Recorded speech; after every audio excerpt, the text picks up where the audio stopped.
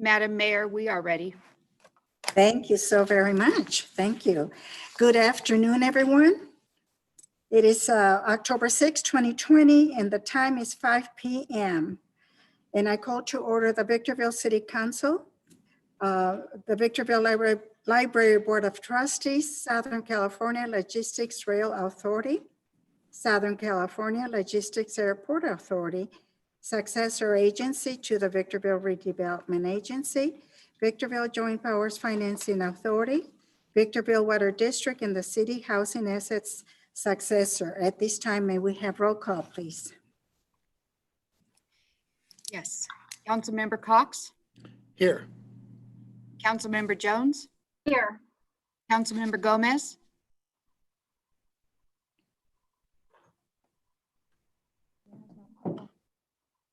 Councilmember Gomez does not have any audio showing.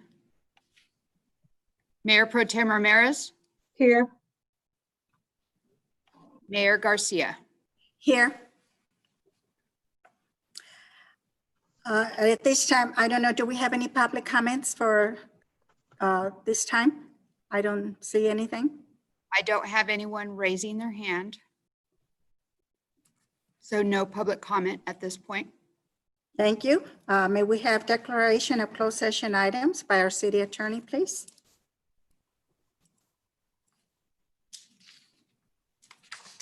Thank you, Mayor Garcia. We have two items this evening for closed session. One is existing litigation pursuant to Government Code 54956.9 D1. And the information related to that is the case name is unspecified, and that disclosure may jeopardize settlement discussions. The other is anticipated litigation pursuant to Government Code 54956.9 D2 and pursuant to Government Code 54956.9 E2. The existing facts and circumstances pertaining to that are set forth on the agenda. To the extent there's reportable action, we will report it at the conclusion of the closed session or at the commencement of the regular 6 o'clock session. And before we go into closed session, I would ask that everybody that is not a member of the city council or necessary staff that they would not participate. I would also ask Councilmember Gomez to please put on video so we can ensure that you are in a location by yourself, please. Councilmember Gomez, can you please unmute yourself through your phone? Charlene, this is Keith. Can you not Tony's hear me? head your way.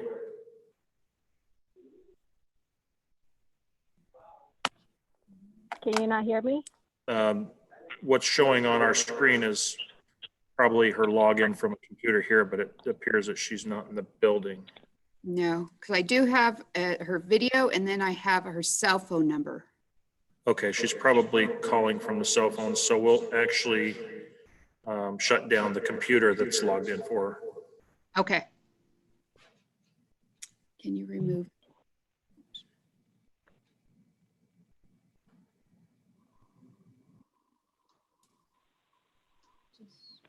Mhm.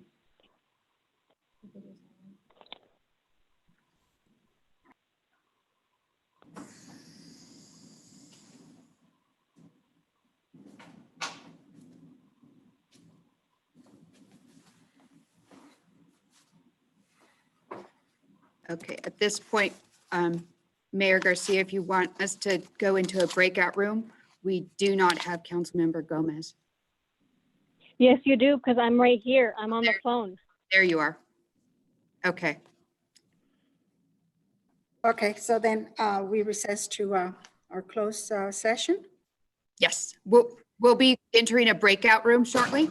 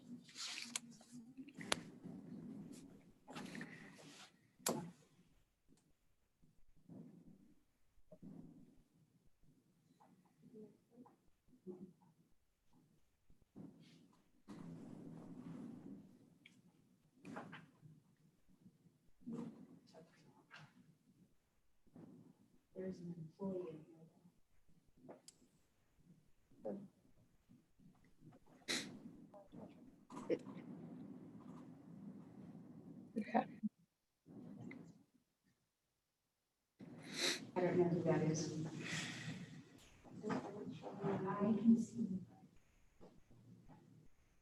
Okay.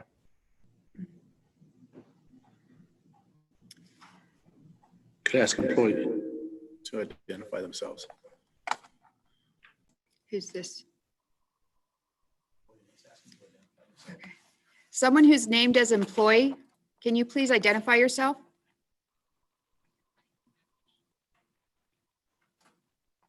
I'm not supposed to be in there.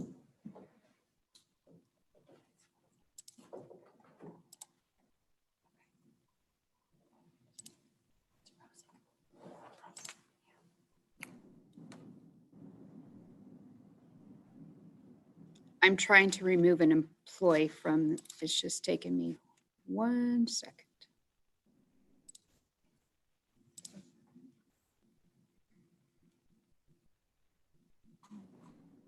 We have a frozen computer. We are in a breakout room, but we have a frozen computer right here.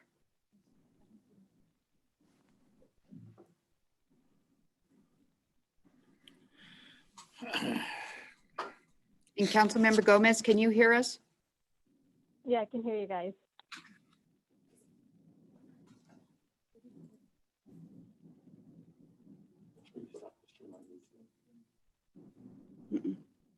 I have to be.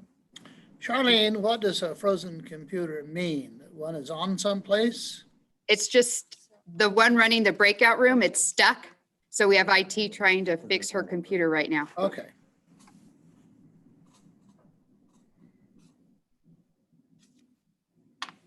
We could practice this all day long and without any incident. But I'm still in there and I'm recording. She has to take you out? Yeah.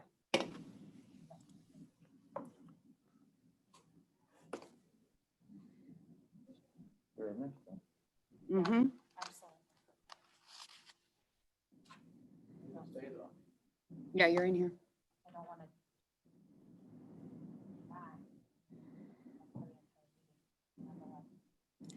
I think I lost Councilmember Gomez. If she left and went into the regular site, we won't bring her back into the breakout room. Unless you see her. Can you see her again? Whose computer? I don't know. There is one less participant. I think she's. And what about Janelle and George?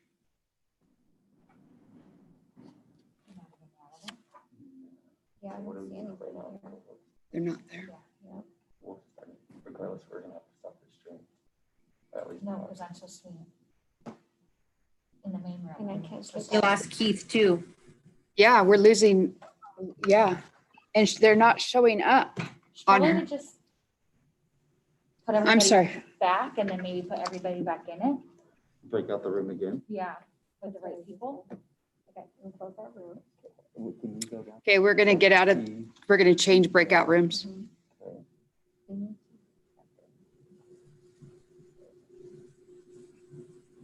over.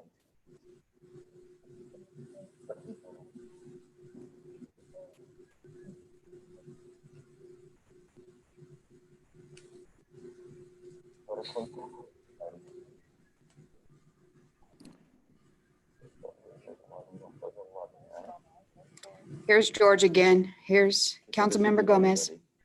That's normal. Keith So is now back you on. Janelle, we have everyone in. add a room. That's Sarah. No, I'm deputy city clerk. I don't know who the computer is. Open that room.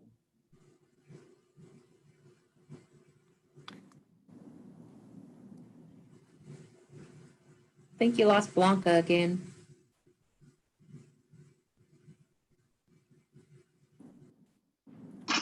Darlene, I keep getting invitations for breakout rooms. Should we not be clicking on those? Yes. Are you guys resending invitations? Well, we're trying to do the, yeah, we're trying to break it out. Okay. I'm sorry. I'll stay out of it. IT's right there. And I think it's still streaming the breakout room right now. I don't know because I'm in it.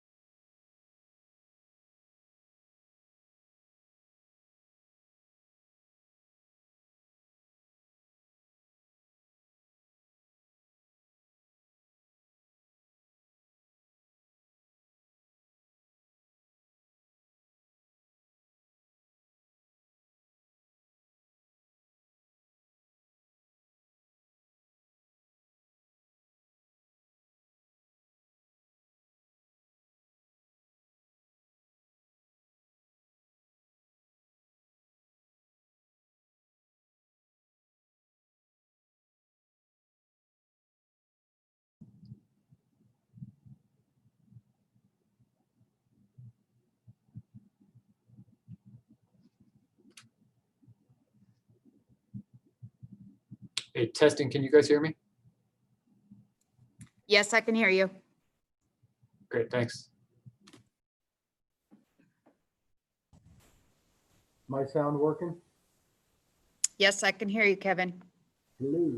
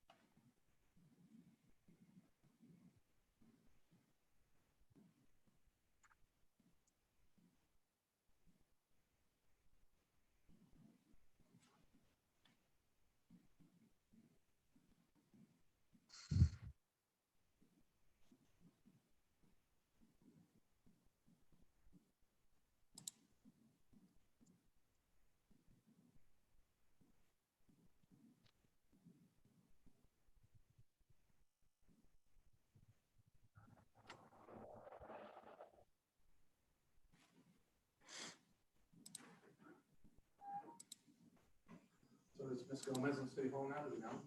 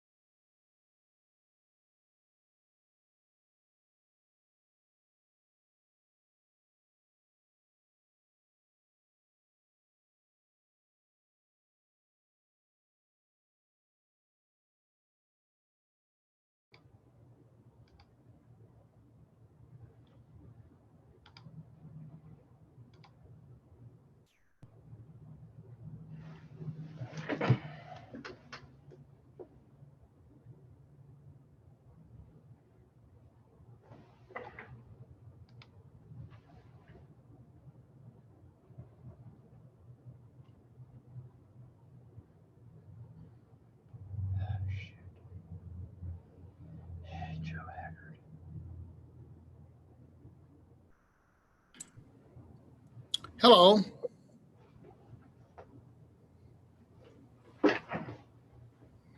Hi, Jim.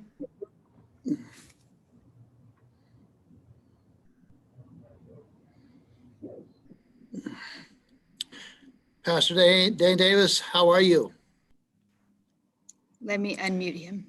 Well, is the pastor unmuted? I just wanted to say hello. Okay. Hi, Jim. How are you, sir? Good. Always want to wish you the best and always thank you for saying a prayer for us. Oh, you're very welcome. Glad I was able to log in this time. Good to see you, Pastor. Oh, thank you. Who covered for me last time? We went without. Oh, you went without? We did. Okay, well, Deborah, you're, I think, nominated as my official pinch hitter, just in case. Oh, is that right? You'll have to talk to the mayor. But thank you. Well, it's an honor to be with you anytime. Feel free to reach out anytime if there's anything I can do for the council. So is that carpool Christianity we have going on as opposed to karaoke? Oh, I'm sorry, are you talking to me? Yeah, Pastor Dan, it's Andre. Is that carpool Christianity? Oh, carpool Christianity. Yes, I'm double booked. I have a Bible study that starts at 6 o'clock. So I made it to the house, and after I'm done with the invocation, I'll slide over and lead the Bible study. So no, I'm in the car by myself. So any karaoke is going to have an audience of one. Great.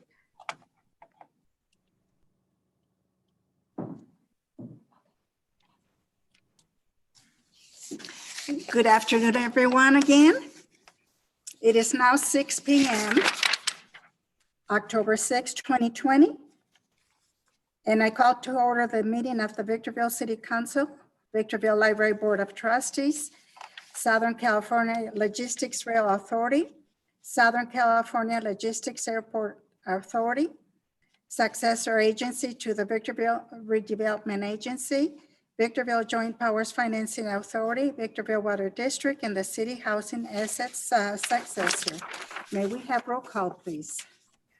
Councilmember Cox? Here. Councilmember Gomez?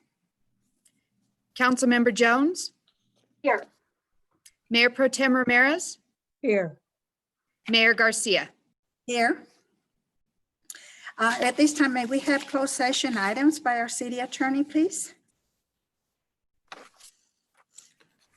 Thank you, Mayor Garcia. We had two items this evening. They were both related to litigation. The first was existing litigation pursuant to Government Code 54956.9 D1. And that case will remain unnamed since to disclose the information would jeopardize settlement negotiations. The other item was anticipated litigation pursuant to Government Code 54956.9 and pursuant to Government Code 54956.9E, the point 2, the facts and circumstances related to that item are set forth on the agenda.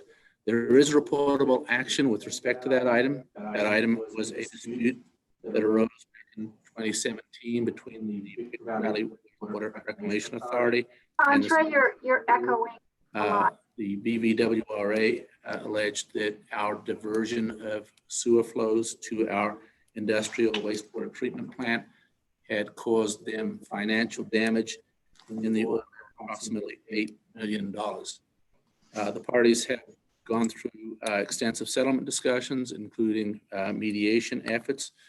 And as a result of these ongoing discussions, we have finally arrived at a settlement structure. The settlement structure essentially is that the city of Victorville will pay an amount equal to $2,200,000 over a 5-year period in equal installments commencing this year. In return for that, obviously, all of the claims for the alleged $8 million+ will be dropped.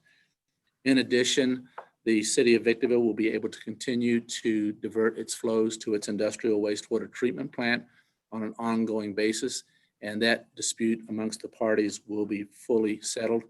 In addition, the parties will agree that neither party will be deemed at any time to have any evidence of wrongdoing under the settlement agreement, and there'll be no admission of wrongdoing.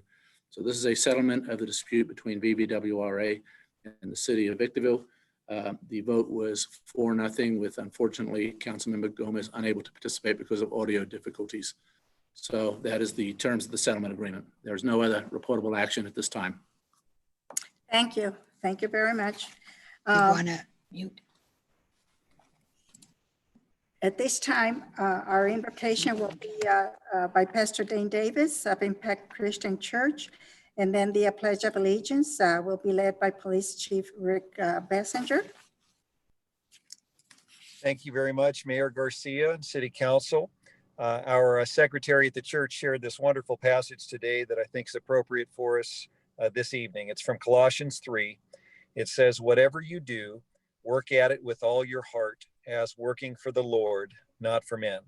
Since you know that you will receive an inheritance from the Lord as a reward, it is the Lord Christ you are serving. Anyone who does wrong will be repaid for his wrong, and there is no favoritism. Would you pray with me? Heavenly Father, we thank you for this evening that you've given us. And Lord, we want to first of all thank you for the privileges that we take for granted. We thank you for the privilege we enjoy to live in the freest nation on earth, the United States of America. And Lord, we know that our community and our city has problems, but Lord, there are so many wonderful things about living and working in the city of Victorville. We thank you, Lord, that we have so many days of sunshine here in the Victorville area every single year. We thank you for the blue skies. We thank you for the beautiful sunsets. We thank you, Lord, for our neighbors who live and work so diligently. And Father, we just pray that you would be with our city council tonight. I thank you for our city council, Lord, from our mayor to our city council members, to our city attorney, to our city staff, Lord. We thank you for each and every one and their diligence and working hard as for the Lord, not just for men. I pray that you'd bless the council tonight, Lord, as they discuss and decide upon certain items. I pray, oh God, for unity. I pray, oh God, for peace in the discourse. And we pray, oh God, that whatever is done would bring honor and glory for you and would advance the city of Victorville, oh God. In Jesus' name I pray. Amen. Amen. Okay, please face a flag in your vicinity. Stand up, put your right hand over your heart, and repeat after me. I pledge allegiance To the flag of the of the United States of America, and to the republic for which for which it stands, one one nation, nation, under God, under God, visible, indivisible, liberty and justice and for justice all. for all.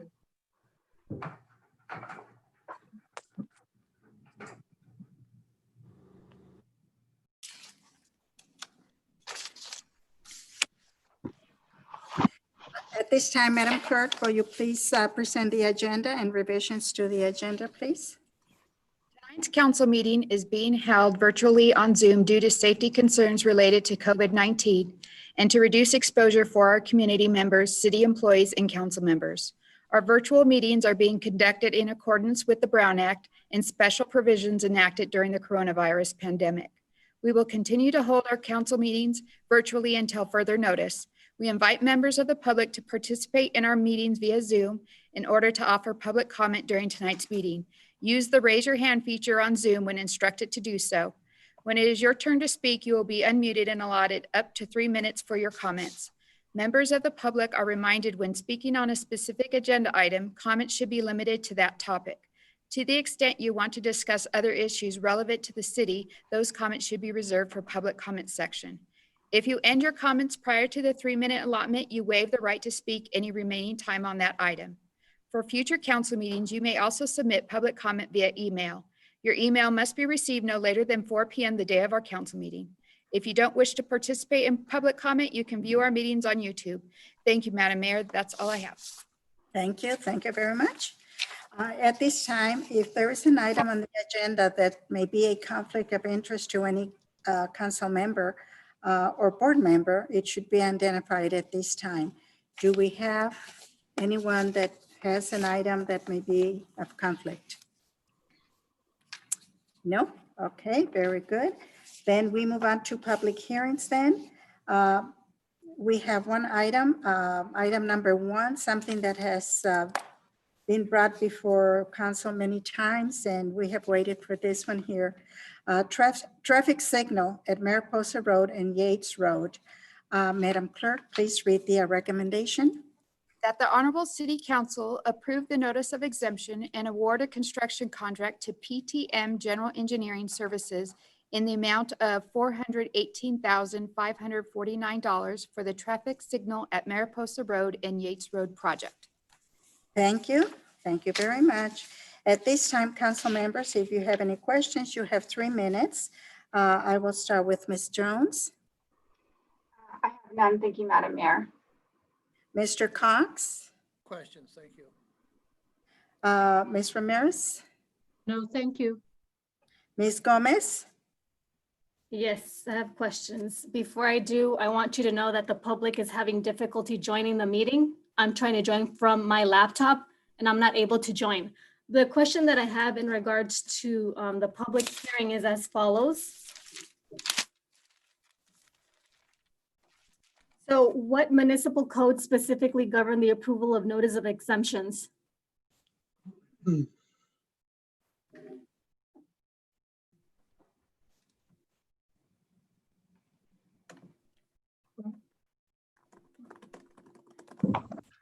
Like me to answer that question, Keith?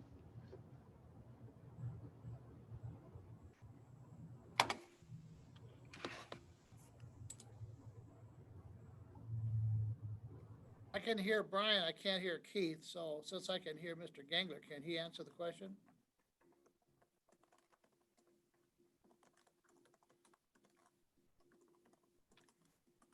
Can you hear me now? So Brian Gangler is our city engineer. I believe Very point echoey, Keith. direction, or I'm sorry, Councilmember Gomez in the direction of page 12, which is the actual notice of exemption document, and has the various citations of code there. But being that this item is authored by the city engineer, I'll let him complete the answer.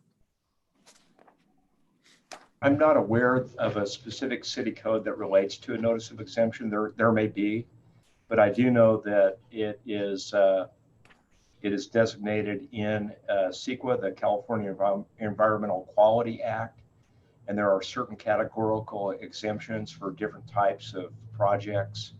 And the one for this particular project is stated on the exemption form. But I'm not aware that there's a specific city code that relates to this, although there could be. I'd have to research that. Maybe someone else knows the answer. Okay, my following question, just so you know, I'm not challenging the experience of the people speaking. What I'm doing is the general public would like transparency. And so a lot of researchers out there, which are our constituents, would like to find out information. So this is something that's state guided, and we're doing something based on projects that we've done numerous times. I've taken the response for the city manager to say that there are provisions because there were some enumerated, and I did go back on page 12, but I didn't see in terms of him speaking of those codes, how they were related to my question. But Mr. Gangler, I appreciate also you saying that they're not, but you can have research on that. And my next question is, it looks like there's these road projects, but I believe there's been quite a few amendments. I don't know if this is dealing with CIP projects or this is something with SBCTA or its relations to other committees that our council members sit.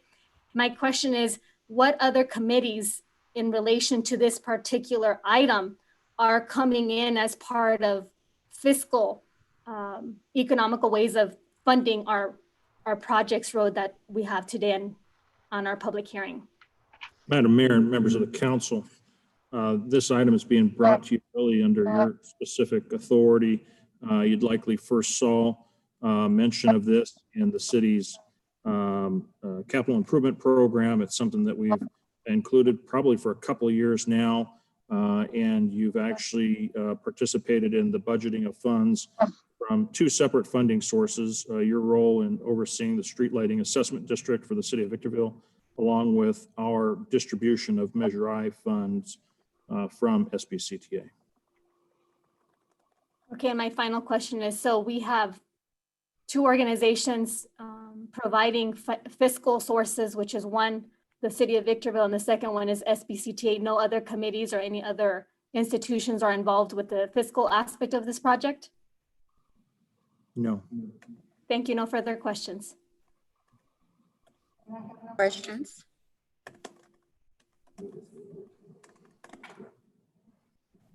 So at this time, I open the public hearing. Do we have anyone that wants to speak on this item? Yes, we do have one, Valentin Godina.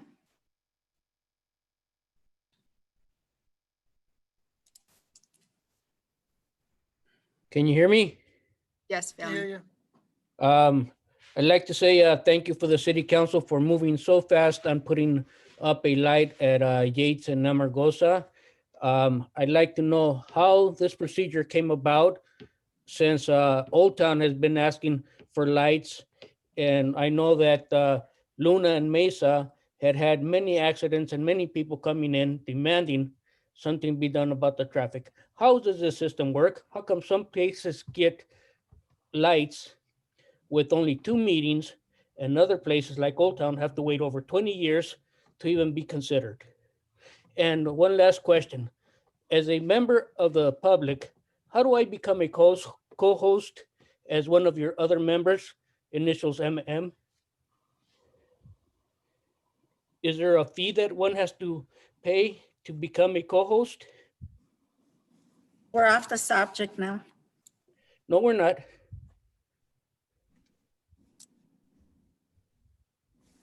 I would like to be a co-host as well.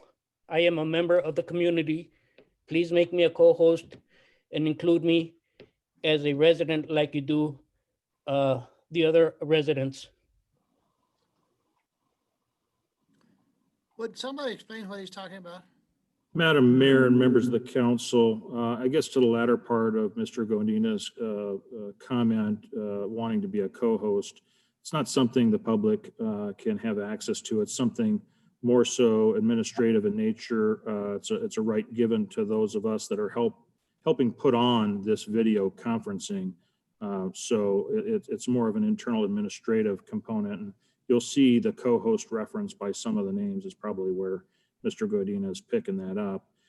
But then I think with respect to his other comments, I think Mr. Godina is mixing apples and oranges with respect to believing streetlights haven't been responded to in Old Town for 20 years. This item particularly is dealing with a traffic signal, which has the stop and go and caution features built into them. And so the process in which we undergo all traffic devices, whether they're traffic signals, whether they're stop signs, or they're just legends that are painted into the ground, there are certain requirements met, certain standards that have to be met before, certain thresholds even that have to be met before you actually alter any form of a street right of way. And as we've done recently, you've seen out in the Cantina, La Mesa area, we'd recently, because traffic warrants warranted them, we actually just altered an intersection there, turning it into from a two-way stop into an all-way stop. In this particular case, this is an item that's been brought to this intersection has been brought to us on numerous occasions in the past. And sadly, for many, many years, there was an appearance that there was nothing we can do about this intersection that was believed to be concerning.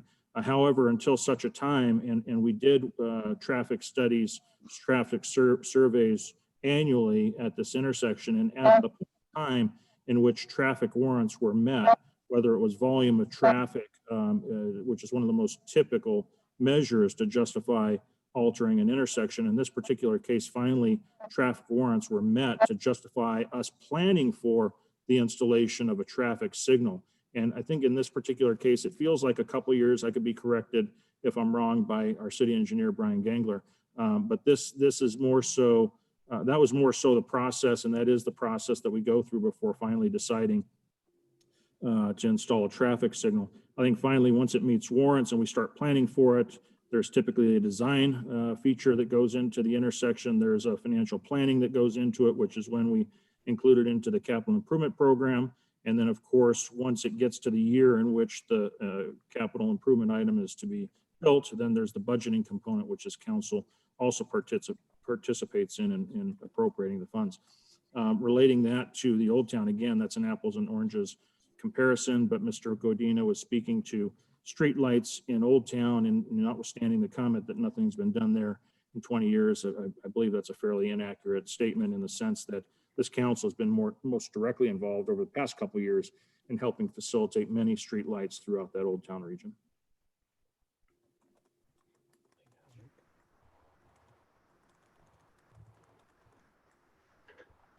I do have one other speaker, Maggie Martin.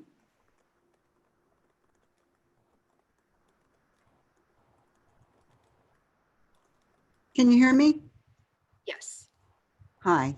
Good evening, Your Honor and Counsel. A couple of corrections I'd like to make to towards Mr. Godina's statement about the traffic light. It's at Yates and Mariposa, not Yates and Amargosa. Those two don't intersect. And the other one was La Mesa and Luna, not Mesa and Luna, two separate different streets. And another thing that I noticed he said, I'm a little concerned about, and I don't understand, is he mentioned something about someone with the initials of mine, MM being the co-host. If he was referring to me, I'm not even sure really what that means. So if someone wanted to explain that to me, I'd appreciate it, but I'm The not sure. point of order, the woman is not speaking to the item, just as the chair said about the former one. So let's just keep it justice. Thank you. So am I still on?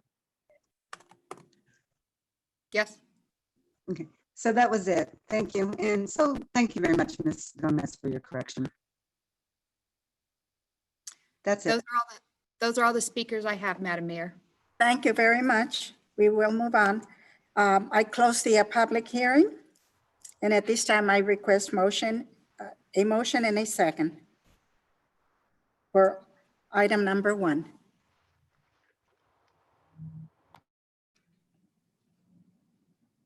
Did they hear me? Is everybody muted? They're muted. I can make a motion in a second. I'm all for it. I'm here, Madam Mayor. I'm moved that the City Council take action in accordance with the recommendations set out on the agenda. Second. I have a motion by Councilmember Jones, seconded by Mayor Garcia. Any further comments? Yes. So it's my understanding that the two entities that are participatory of the signal is SBCT and the city. The process is, in my understanding, for this traffic signal that are located on Mariposa and Yates are CIP projects that were entered several years. This is what the city manager said. This council, according to the understanding, was approved by this city council. So as this city has a fiduciary duty, which is a duty of care and a public interest, it is my understanding that the voice of the public comment is concerned with the lack of transparency in terms of due care and the city's fiduciary duty, which is a duty of utmost good faith, trust, confidence, and a care owed by the fiduciary, which is the city of Victorville, and the beneficiary, which is the community. A duty to act with the highest degree of honesty and loyalty towards another person and the best interest of another person. Due care is to practice efforts to avoid the harm to another, taking circumstances into account. This goes for all the levels of judgment, care, prudence, determination, and activity that a person would reasonably expect. I'm speaking here on behalf of the defense of individuals of the community. If they feel that we're doing something wrong, and this is a reasonable person talking for all of us, we need to do something about this. Thank you. Any other comments? Was I asked? I have a motion by Councilmember Jones, seconded by Mayor Garcia. A roll call vote. Councilmember Cox? Yes. Councilmember Gomez? Aye. Councilmember Jones? Aye. Mayor Pro Tem Ramirez? Yes. Mayor Garcia? Yes. Motion passes unanimously. Now we move on to consent calendar. Consent calendar items 2 through 7 can be approved with one motion unless there is an item that needs to be pulled for discussion. That's items 2 through 7. I have comments on a couple of items. and questions as well. And they are? It's item 2, item 3, and item 5.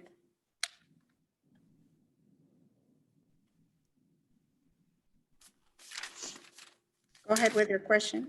So questions and comments. So I'm looking at the second item, which states that there's a submittal of the CEC, which is the California Energy Commission.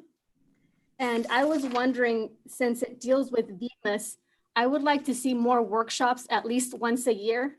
If this does indeed affect the pockets of our taxpayers, whether they're residential or commercial, I don't see a reportage that is done at the behest of our community. And so I would like to start seeing that, workshops to include and really explain how VMIS and the CEC are working together, because I know that has to do with tax-paying dollars.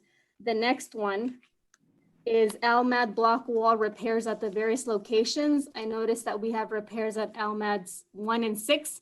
And my question was, do any of the council members live nearby any of those areas, including the city attorney and our city manager? Because I'm not sure if they do. That was the question for that one. And for the 5th one, I'm looking at a fiscal impact, no association. However, when the city is investing in a policy, I think the policy merits, it says here that the city will be receiving something forwarded by the city treasurer. We're approving something beforehand for a policy. And I presume that perhaps that policy, because it's not in place, it doesn't have the data, but I don't know if it does. Reading this is my interpretation that there's data. And after the approval of this policy, we, the Victorville Council, will receive some kind of analysis. I don't know if that's the case. So are we? That's all I have for these 3 items. Madam Mayor and members of the council, because in the last comment, there was a question by Councilmember Gomez about the policy and are we going to get something? In this particular item, she was speaking to item number 5, but what you're actually getting on a regular basis is what's in item 4. So to answer it specifically, what you get regularly are those quarterly investment reports. Just so happens after we approve the quarterly investment report as item number 4 on the consent calendar, this is asking you to actually review a policy that is in place. And I believe it's been in place since 2015. And as a part of that approval, the council desired an annual opportunity to review, this item being your opportunity to review and offer comment if you so choose. I don't have any further questions or comments. I have a question, Madam Mayor. Jim, did you have a question? Yes, there was a statement made that since this is paid for by the taxpayers, and my experience indicates that in fact the taxpayers, it's users, not ratepayers, not taxpayers that pay this. Is that, how's the taxpayers of Victorville involved in this? Yeah, and that is an important point to make a distinction on. It's incorrect to call relating to our municipal utility service them as taxpayers. They are in fact ratepayers. Ratepayers actually pay a certain rate for a level of utility service. So yeah, there is a major difference there. And in this particular case, just to remind the council and the public that the Victorville Municipal Utility Services provides electric services to only industrial customers at both the Foxborough Industrial Park and the Southern California Logistics Airport.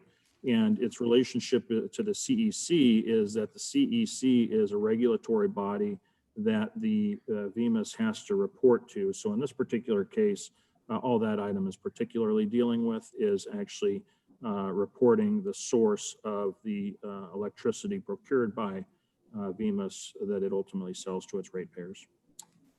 Thank you, Mr. Messer, for clarifying that. Yes, thank you so much for the clarification, because it was kind of misleading the way the question was asked. It sounded like maybe it was the public that was responsible. Okay, I need a motion and for and a second for consent calendar. Yes, Madam Mayor, I move that the council and the appropriate boards of directors take action in accordance with the recommendations set out on the consent calendar. Second? Second, okay. I have a motion by Councilmember Jones, seconded by Mayor Garcia. Any further comments? Yes, I have a couple of comments. As a council member and as a well-respected individual in my community, I do not Madam Mayor, point of consent order. to anybody Just a stating consent- or interrupting me with what I'm saying. Point of If you order, have your Madam personal Mayor, opinion, may I? if you disagree what I say, that's your personal opinion. Regardless of whether you think I'm out of order or not out of order, or if you want to chime in, as a council member, you can't just mute me. I have my time during public comment. That's how it works. That's what we have to learn. When is our time? You can say whatever you need to say after I need to say. I have my time to speak. Please. I have my time to. On consent calendar items, it is typical that you just take a vote and a second. I was commenting based on a the motion, consent. And that there is no I was discussion. commenting on. Discussion items. This is different than a regular written agenda. I item. was commenting. Please. Okay, I need to continue. Madam Clerk? I have a motion. I have a motion by Councilmember Jones, seconded by Mayor Garcia. All those in favor, Councilmember Cox, Yes, Councilmember Gomez. Like I said, I can speak when I need to, and I was. So you're not going to get away with what you want, okay? The people are watching you. And it's yes. Councilmember Jones, Aye. Mayor Pro Tem Ramirez, Yes. Mayor Garcia. Yes. Motion passes unanimously. Now we move on to written communications. Item number 8, City of Victorville Strategic Plan 2020-2023. The recommendation is that your Honorable City Council adopts the City of Victorville Strategic Plan 2020-2023. Council members, you have 3 minutes for questions if you have any. I will start with Mr. Cox. I have no questions at this time. Thank you, Madam Mayor. Ms. Ramirez, No, not at this time. Ms. Gomez, Yes, so we were told that by 2023, this actual document is altered or anyone can alter it. Is that correct? No. So what happens in 2023 if it's not altered or it's not, we can't change it? Well, your original question was that whether or not anybody could change it, so I answered that. If this is this plan actually provides an opportunity for the council to review it annually and change it. And to the extent it's not altered or changed by 2023, I suspect the council could decide to do nothing, or it could decide to undertake a new strategic plan. What means is the city of Victorville using in order to keep this document alive?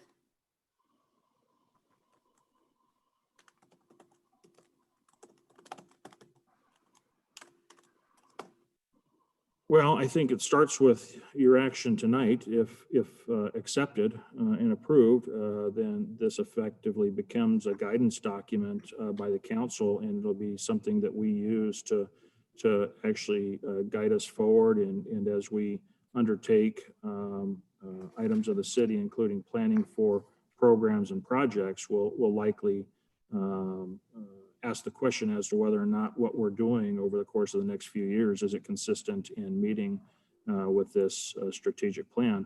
I think also a good course of conduct for the council going forward in considering items as we progress is circling back to this as a foundational document, asking the question as to whether or not if what we're undertaking conforms to the intent of this strategic plan. So when a community member or council member makes the motion and wants to add an event to F, it needs the entire council to be able to approve. And if not, then the priority on G wouldn't fall through. I want to know how would we implement something like this?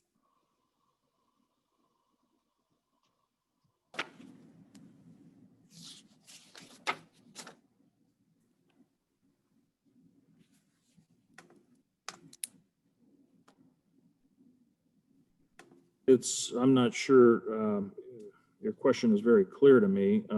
These are not items that have to occur in the order that they're actually presented. Those are goals, and those will be goals that we just continuously to focus on. It just seemed very generic, and it says if you wanted to increase and expand community events, it would take a council member to actually put a vote, and then it would take 2 other people to say yes. And so in other words, this would be useless. I want to understand how we can implement to start doing these immediately. Is there like a checklist? Well, this is a goals document, so I guess putting it in the perspective that you're attempting to, if we wanted to focus on community communications and outreach, just with this being a goal, that's something, for example, we'll take this goal and actually apply it as a part of our annual budgeting process. We'll make sure that we're properly planning for outreach events. There was one time pre-COVID where we were doing community pop-up events that we felt were, and we heard were fairly well received by the community. We'll take on other communications efforts, events type efforts. And when we're recommending those as a part of the budgeting process, we're going to be very likely pointing to this as achieving one of your goals. This is kind of a macro perspective of where this organization is headed, and your action plan likely is going to be the annual budget in ensuring that what we're budgeting for actually conforms to what you've set here in the strategic plan. So it could be somehow interpretive, like I don't see Old Town in here, but we can say, well, Old Town can fit in activities. Is that how we're reading this document?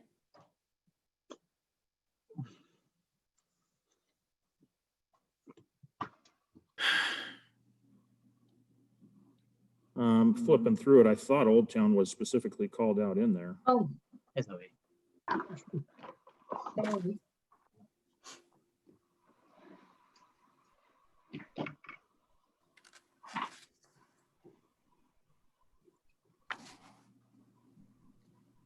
I don't mean to stump you. I just want to really understand how our community, without a proper structure of over 50% of our Hispanic population, not be able to have priorities because we have a couple of council members that just do not want to see our community thrive in different aspects of the culture in terms of their businesses. And so I want to make sure that if that is the case, I'm just clear about it. Because I know we always have to count to 3, right, Mr. Cox? Member Gomez, that these priorities that were established with you along with the rest of the council. This is not the individual work of one particular council person or even a select few council persons. This was actually a compilation put together not only from just your participation and the council's participation, but there was community participation. We actually had community surveys. We had a lot of community feedback. We also had an extensive amount of feedback from your staff, the leadership team, the executive team. This wasn't done in a box, and to suggest that this is a product representing the interest of a select few, it's far from that truth. In fact, these priorities really are illustrative of your council's leadership and a collective effort. Okay, and then just lastly, I understand what you said. I didn't mean to question the participation because clearly I was there. What I do question is the interpretation of someone bringing forth as a council member a desirous development of a specific culture and not having 2 other people to agree. And that's the problem that I see with something like this. But like I said, if you don't know how to count to 3, according to Mr. Cox, it's not going to happen. So I just needed clarification for that. That was it. Thank you. No further questions. Ms. Jones, do you have anything? I'm sorry, Madam Mayor, I didn't hear you. Ms. Jones, do you have anything? I don't think, Mayor. I'm sorry, I didn't hear you. I don't, thank you. Thank you. 127? And I don't have any questions on this item either. Therefore, Since my name was used, can I just provide a short response? yes, you Madam can. Mayor? Well, in any item, whether it's an ordinance, a resolution, a policy, or anything, it takes at least 3 votes of the council. In extraordinary circumstances, it may take 4 members of the council.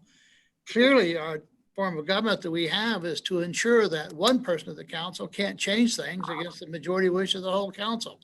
So yes, when you want to adopt something, you have to have at least 3 votes. In other words, the majority of the council has to agree. I don't know what the point of that was, but you know, I do have a teaching credential, so I'll be glad to cover that sometime. Thank you. We need that.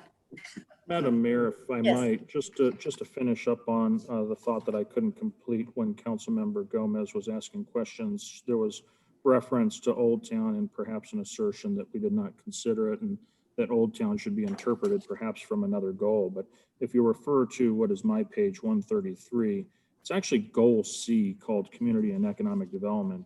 And it specifically identifies strategy number 2, Old Town. There's a community revitalization and investment authority.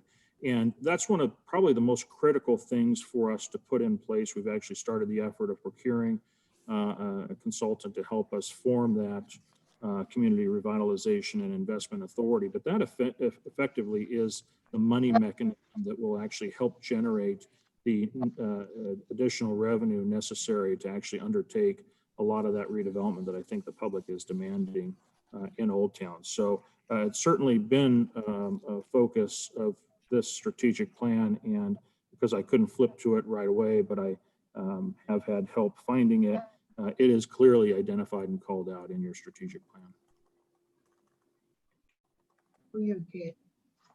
Her question. Thank you. Do we have any speakers on this item? Yes, we have 2 speakers. The first one is Adonis Alvarez. Hi, I'll try to make this as quick as possible. I wrote something regarding this measure. Hello, my name is Adonis Alvarez, and for the past 3 years, I've had the pleasure of calling the high desert my home. Although I use the term home loosely, I've actually spent the majority of my time here bouncing from place to place and even found myself living out of my car for 6 months. I grew up in Miami, Florida, a place where filthy highway underpasses provide a stark contrast to the luxurious high-rises featured on prominent TV shows. Despite the glaring differences between the two, I can't help but think that Measure P will increase the similarities between my hometown and Victorville, and not in a good way. On August 13, 2013, a teenager by the name of Israel Hernandez Yach was tased near Miami Beach by a police officer who caught him spray painting a shuttered McDonald's. He was pronounced dead an hour later. 5 years after that, I was awakened by the sound of law enforcement tapping on my windshield. They asked me why I was sleeping in my car, and I told them that I had fallen on hard times. They were decent enough to let me go back to sleep without having to answer any more questions, an act I appreciated since I had to wake up early for work the next morning. Yet I can't help but wonder how differently that altercation might have unfolded if I were a Black man. Similarly, I can't help but wonder if Measure P, as well-intentioned as it may be, is just another attack on the economically disadvantaged. To quote a former police officer, armed, indoctrinated, and dare I say, traumatized cops do not make you safer. Community mutual aid networks who can unite other people with the resources they need to stay fed, clothed, and housed make you safer. He also stated that when he was doing his best work as a cop, he was doing mediocre work as a therapist or social worker. I say that to say this: if you want to reduce crime, you must tackle the root of the problem, namely income inequality. Anything less will only result in the disproportionate use of state-sanctioned violence against Victorville's most vulnerable citizens. Thank you.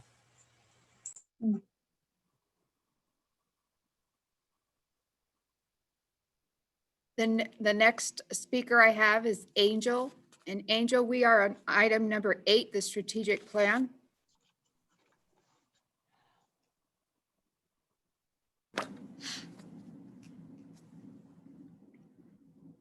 Angel? Angel's iPad. Yes, can you hear me? There you are, yes. Oh, sorry about that. Can you guys see me, or are you guys able to see me at all? No, we're not able to see you. Okay, is that for a reason, or? That's an administrative issue. Oh, okay. Okay, so thank you for having me on here, Madam Mayor and members of the council. My name's Angel Esparza. I'm a representative for the Southwest Regional Council of Carpenters. I'm also a member of the Carpenters Local 909 here out of the Inland Empire. I've resided in the High Desert for over 25 years. 1 second. Okay, I keep getting an alert to start my video. I'm sorry. So the reason why I'd like to touch on this topic is because for over 21 years, I've commuted up and down the Cajon Pass every single day, and I still do it today. And I proudly do it with all the skill and quality and the productivity that's been the training that I've had over the years to the local 909. I've been very successful in doing so. And I would more than happy to make the commute, continue to make it. So, okay, when it comes to the High Desert, Carpenters Local 909 has over 600 members, local residing members in the Victor Valley that are trained, certified, qualified with the highest standards. All right. We believe that this strategic plan has not only the ability to employ many of our local members that commute up and down the Cajon Pass daily. With all the growth coming to the High Desert, we're asking the council to take this into serious consideration. Again, the growth is coming. We know it's coming. We love Victorville City Council. You guys are our friends. We've seen you guys many times. We've packed the seats up there in orange vests. We will continue to do so. So with all the growth coming, please take this into consideration. Thank you. We do have one more, and just for clarification, they are able to show their video. They have to turn on their video. We keep it off during the regular meeting though and tell speakers. So the next one is Valentine Godina. Yes, thank you. Can you hear me? Yeah. All right, I would like to echo the comments of Angel and Adonis. As a concerned resident of Victorville, I've been here for over 30 years. I was here before most of you were elected or appointed to the positions you are now currently holding. I have seen how Old Town keeps getting robbed of its identity.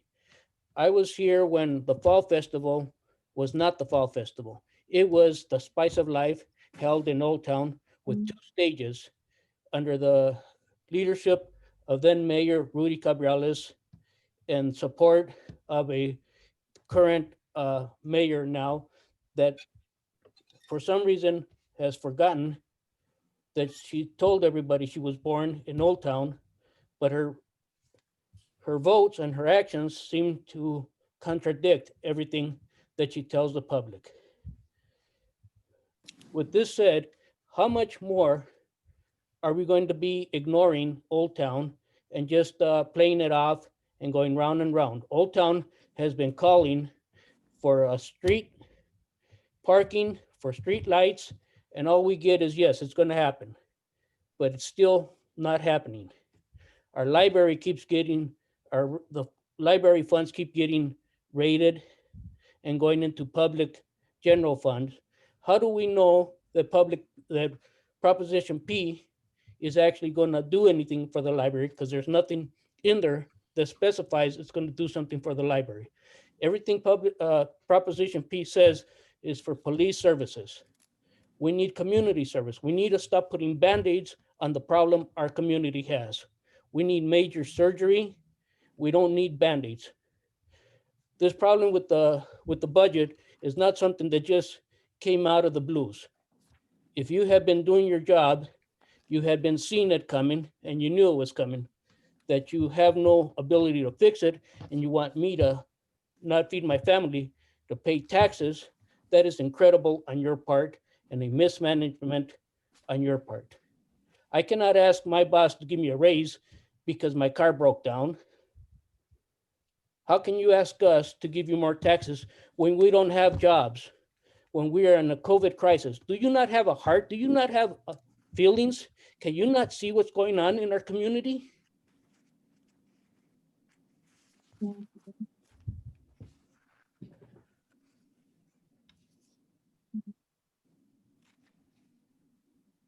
Okay, Sarah. Yep. Those are all the speakers I have, Madam Mayor. Thank you very much. At this time, I need a motion and a second for item number 8. I move approval, Madam Mayor. Second. I have a motion by Councilmember Cox, seconded by Councilmember Jones. And any further comments? Yes. May I, Madam Mayor? Yes, go ahead, Ms. Jones. Thank you very much. Well, this strategic action plan was really the fruit of the work of every council member here tonight. And so I'm so thankful that we've, looks like we're moving closer to adopting it. I think that some of the comments that we received tonight were because our strategic action plan does have that part in it where we were going to present to the people a Measure P, and that would include the stepping up, if you will, of public safety, which is, of course, law enforcement, fire, code enforcement, and animal care and control.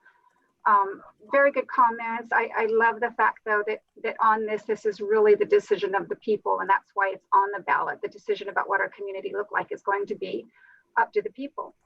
I do especially wish to thank Mr. Adonis Alvarez Betancourt. I found his comments quite compelling and moving, and I'm very thankful that he had the courage to come and share with us. It means a lot to me. Thank you, Madam Mayor. Thank you. Any further comments? Yes. Go ahead, Jim. Well, again, this is this community and economic development plan, or the strategic plan, was come about after a lot of hearings, a lot of input, surveys. So the public had a great deal of input. City council, every member of this council had a great deal of input and discussion. Even during the discussion, there was people made requests about don't forget downtown. On page the Old Town Victorville, on page 133, the strategies is there's 3 of them: to implement the community revitalization investment authority in Old Town, implement the second one, implement Old Town facade improvement program, and to complete the 7th Street Old Town streetscape and to provide upgraded appearance in the area. In fact, if you take a look at this plan, there's a great deal of effort centered toward the downtown. For somebody who indicates that we forgot downtown simply didn't bother to read the plan. And also on the library and the strategic plan, the city council addressed that on page 135, complete the library master plan, develop implementation strategies to improve and enhance library services. And we talked about that as a part of the measure that's coming in the next election. If we have left something out that needs to be addressed, the city council can go through the procedure, invite public input, and with the vote of the majority of the city council, revisit it. But I'd hate to see council start revisiting it and change it before we implement something that everyone has agreed upon, including the general public. We were very open, a lot of input. There was an agreement. It was unanimous as far as I can remember. And so what we need to do is invite people to read this. Number 2, address questions to the staff if there are questions. But 3, and most importantly, adopt this and get on with implementing the strategies that we need to adopt for the benefit of this community. Thank you. Thank you, Jim. I don't have anything. Yeah, I have comments. Go ahead. So first, for Mr. Cox, my question had nothing to do with the majority of the council, but the representation of over 120,000 people, which includes stakeholders, stake seekers, businesses, and so much more. And about your teaching credential, I don't know. Let me let you know that Measure P is a general tax that does not and will not increase the funding to reduce crime, but instead create an inequality to disadvantage and marginalize the members of our community. A general tax is just that. The city council can vote to use it as it pleases because it's a general fund item. If you're not educated as what we could do as council members, please educate yourself.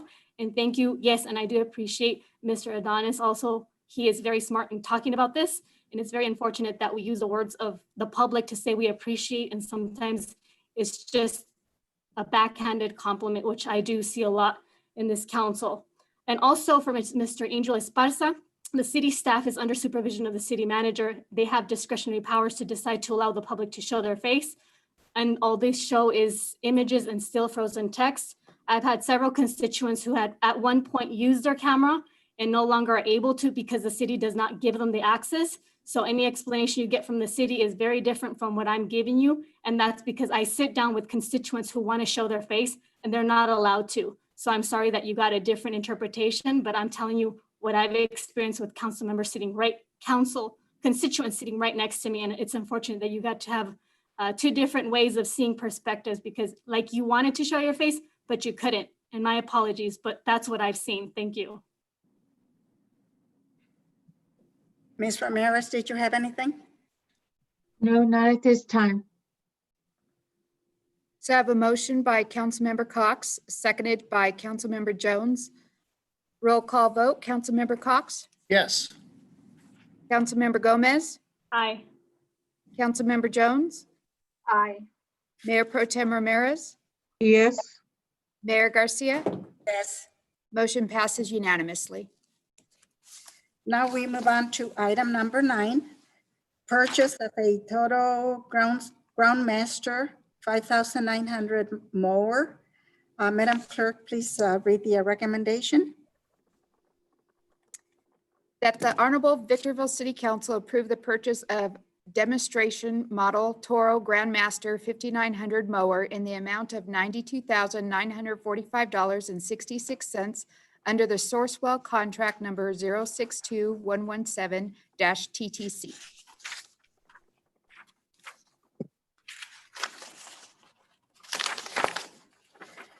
Council members, if you have any questions, you will have 3 minutes.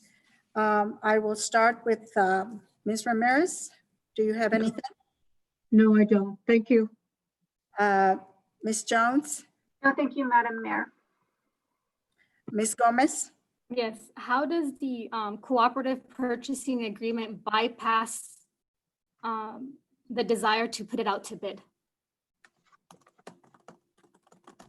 Madam Mayor and members of the council, this does not bypass the requirement to go out for bid. In fact, this is akin to what is commonly referred to as a piggyback purchasing effort, which is using a joint powers type entity that does biddings for public agencies throughout the country. So effectively, this satisfies, in fact, our municipal code has provisions in it that allows for this type of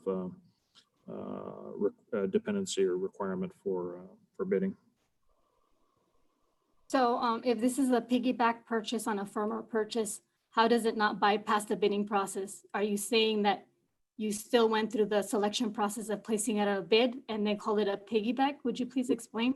We rely on another entity to satisfy the physical bidding effort that actually conforms to the requirements we have in our code.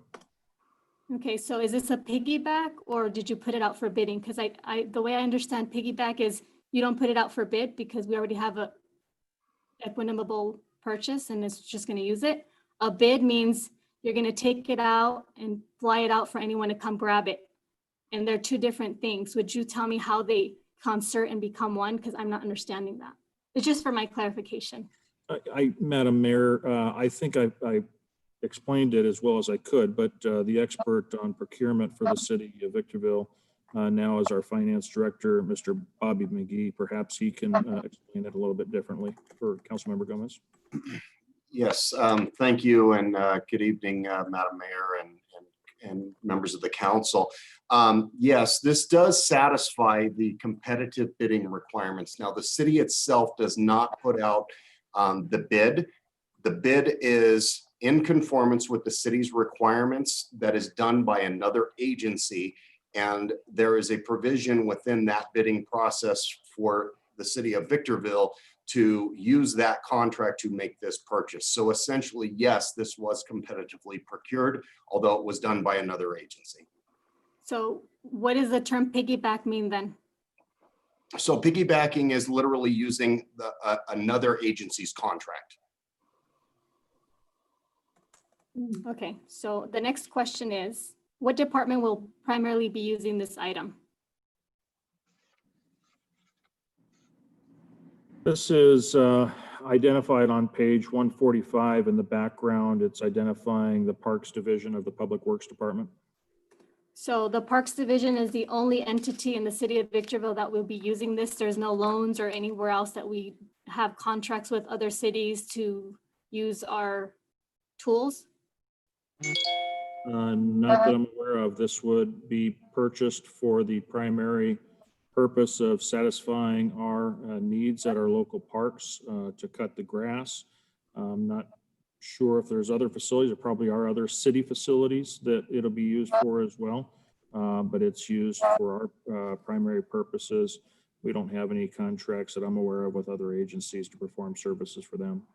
And then my next question through the fiscal impact, despite the fact it states that there is no fiscal impact, it's my understanding that because it was pre-approved at a different budget, probably just last year's budget, the fiscal impact is no longer there because it was entered as a part of our budgetary item. Is that why there's no fiscal impact? Madam Mayor, that's a fairly inaccurate statement. There actually is a fiscal impact that's also identified on page 145 of the agenda.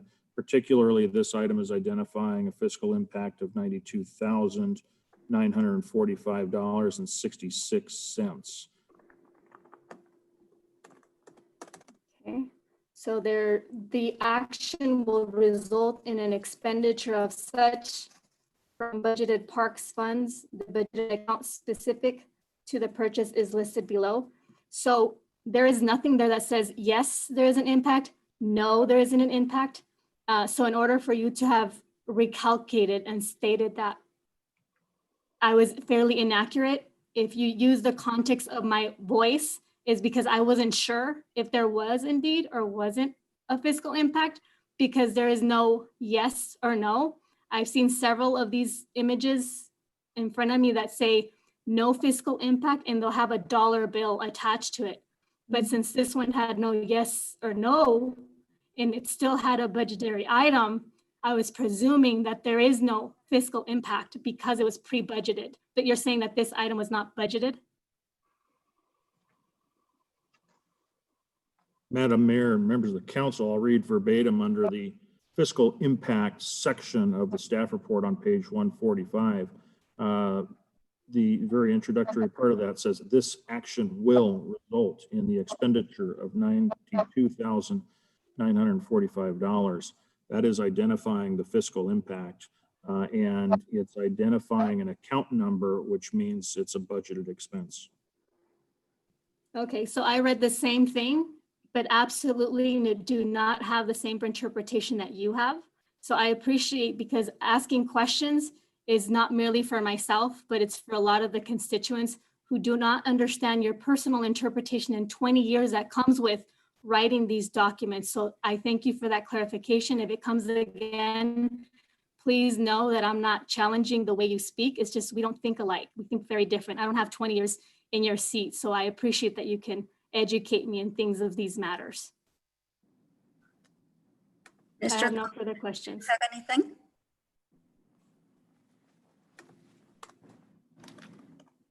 Mr. Cox, do you have any questions? No, I do not. Thank you. And I don't have anything. At this time, do we have anyone that wants to speak on item number 9? No, Madam Mayor, we do not have any speakers. Then I need a motion and a second for item number 9. Yes, Madam Mayor, I move staff recommendation. Second. I have a motion by Councilmember Jones, seconded by Mayor Garcia. Any further comments? Yes, I have a comment. So I am going to always come up and tell you what I think. It doesn't matter if you agree or disagree, whoever you may be. And if you look at the terms, I do pay a lot of attention to a lot of the terminology because it's very interpretive. And people who have studied law understand that legal terminology makes a huge difference with a narrative when you go into a courtroom, just like when it does here. And so if you look at a following item, you will see the difference of the fiscal impact versus one being there and one not being there. So when I ask you questions, I don't appreciate if, and I'm not saying that there was this time, if there were to be something demeaning, because I'm going to tell you that I have a very intellectual mind. And the way that we all operate, the way we look at these types of items is with a different sense, and it's not very similar. So I'm not trying to challenge what you're saying, but I'm letting you know that we do come from different ways of reading these attachments. And I'm not questioning you because I have a personal issue. I want my constituency that sees things, certain perspectives, to be able to give the different nuances of what you and I could see. And so that's my comment. Thank you. Okay, we move on to item number 10. I'm sorry, go Gotta ahead. vote. Yeah, we need the vote. I have a motion by Councilmember Jones, seconded by Mayor Garcia. A roll call vote, Councilmember Cox, Yes. Councilmember Gomez, Aye. Councilmember Jones, Aye. Mayor Pro Tem Ramirez, Yes. Mayor Garcia. Yes. Motion passes unanimously. Okay, now I do move on to item number 10. Santa Fe Wash Sewer Realignment Project, agreement with Albert A. Webb Associates. Madam Clerk, please read the recommendation. That the City Council approve the consultant professional services provider agreement with Albert A. Webb Associates in an amount not to exceed $420,400 for design, right-of-way, and environmental services for the Santa Fe Sewer Realignment Project. Thank you. Council members, you have 3 minutes for questions. I will start with Ms. Gomez. Yeah, so I'm looking at this project and I'm wondering, we have a certain allotted amount of monies in a specific fund. Where do these funds in real time come from?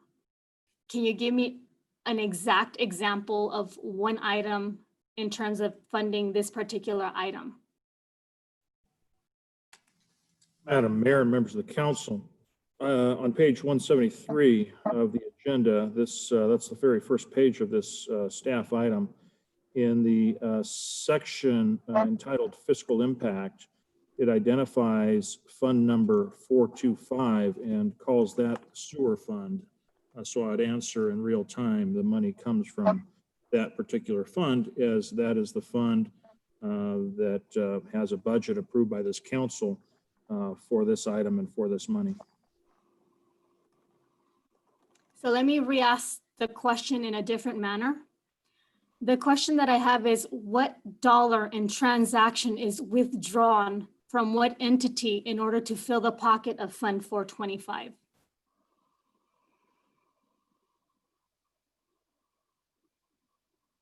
Madam Mayor and members of the council, Sewer Fund 425 is actually funded by ratepayers. I think the simplest thing to point to is on the monthly bill that we send out to all residents, combined with user fees for water and trash. On that bill is a collection for sewer fees. For all the residents, commercial businesses, and industry in Victorville that get one of those bills, from that line item on the bill, when payment is made, that money would then get deposited into Fund 425. Okay, let me see if I understood what you're saying. So residents, people in the industry, industrial realm, commercial realm, they get this bill from the city of Victorville. And in that city of Victorville bill, there's a line item that either has water or some type of water or trash fee. That's where this gets its money. Is that what you're saying? Yes, that's what I said. Thank you. I have no further questions. Ms. Ramirez, do you have anything? No. Mr. Cox? No questions. Ms. Jones? Yes, quickly. So I'm happy that we're doing this because but please correct me if I'm wrong, but by relocating this, we could actually be precluding a future and costly problem with the wash because the sewer line is located there presently. That I would answer that by saying that is correct. It's definitely a potential to prevent a problem in the future. I don't know the exact history of how this was designed and originally put in this particular place. It very well could be that it was put in this place when the threat of the wash wasn't as severe of a threat as it potentially is now. And certainly as this channel continues to get subjected to erosion, the more and more erosion, I think, is what creates a potential threat to this particular line. So in this instance, then not only are we going to be able to have better access for maintenance, but we're anticipating what could be a problem down the road if we don't do this. And we had this happen in a neighboring city, correct? Yes, and that is correct. I think the one that we're recently familiar with in the neighboring jurisdiction of Apple Valley, and more so related to an interceptor, I believe, or maybe it's a collector tying into an interceptor, but in one of their washes, they had a sewer line, and the design folks will tell you designing and installing sewer lines in washes or streams is probably not the best idea, because in that particular case, and what typically would happen in a water event, is you could actually get a pipe floating up from underground as that ground gets saturated with rainwater or storm water. So yeah, you definitely want to keep them out, because there's a potential threat as those pipes have a tendency to move around in rain events. Okay, thank you. Thank you, Mr. Metzler. Thank you, Madam Mayor. Well, my questions have been answered, so I don't have any questions. Do we have anyone that wants to speak on this item? Item number 10. We have no speakers. Thank you. So now it's time for a motion and a second on item 10. Move approval of item 10. Second. I have a motion by Councilmember Cox, seconded by Councilmember Jones. Any further comments? Yes. So on average, we didn't respond to how the taxpayer's bill per month is affected. I think we have a city who is in charge of its constituency, and it's very unfortunate that the amount of people who are watching these meetings are not thoroughly understanding that those bills that get increased are doing things like this. There's advantages and disadvantages. And so when there's an entirety of these bills being paid and certain individuals are directly affected, are those individuals that are indirectly affected also paying for portions of a Santa Fe wash that perhaps they could care less? We didn't go into the explanations of the fiduciaries of what the city has. We're not explaining verbatim to our public for their personal understanding. I think we're doing a lot of the city-related business, and at times doing it without including the people who are entrusting in us the transparency of being more communicative if they desire to have the time to even watch these meetings tonight. Thank you. I have a motion by Councilmember Cox, seconded by Councilmember Jones. Roll call vote. Councilmember Cox? Yes. Councilmember Gomez? Aye. Councilmember Jones? Aye. Mayor Pro Tem Ramirez? Yes. Mayor Garcia? Yes. Motion carries unanimously. Now we move on to item number 11, discussion and possible action on establishing an advisory committee for the City of Victorville Public Safety and Essential Municipal Services General Transaction and Use Tax Measure P. The recommendation is that the City Council adopt resolution number 20-083 establishing a Measure P Oversight Committee. Council members, you have 3 minutes. If you have questions, I will start with Ms. Gomez. Yeah, so I'm focusing on the fiscal impact. It says there is none, and I wanted to verify with the administration in charge of this if there is indeed no fiscal impact. Are you referring to item 11, the discussion? This Yes. is discussion only? Yes. Yeah, well, there's no impact. We're just discussing. But I was asking this from administration. I don't know if you're the one that had that request, but But we're on item 11. and yeah, item I'm 11 is questioning item 11. That's where I'm at. Jim? Yes? I will request for you to present this. I believe this was your item. Well, thank you. In regard to whether or not you want to establish an advisory committee, there's no impact associated with that. The establishment of the committee has been discussed by the council for some time. And I believe that the council has generally been in agreement that we need a separate oversight committee to assure the public of how the funds are going to be protected and expended.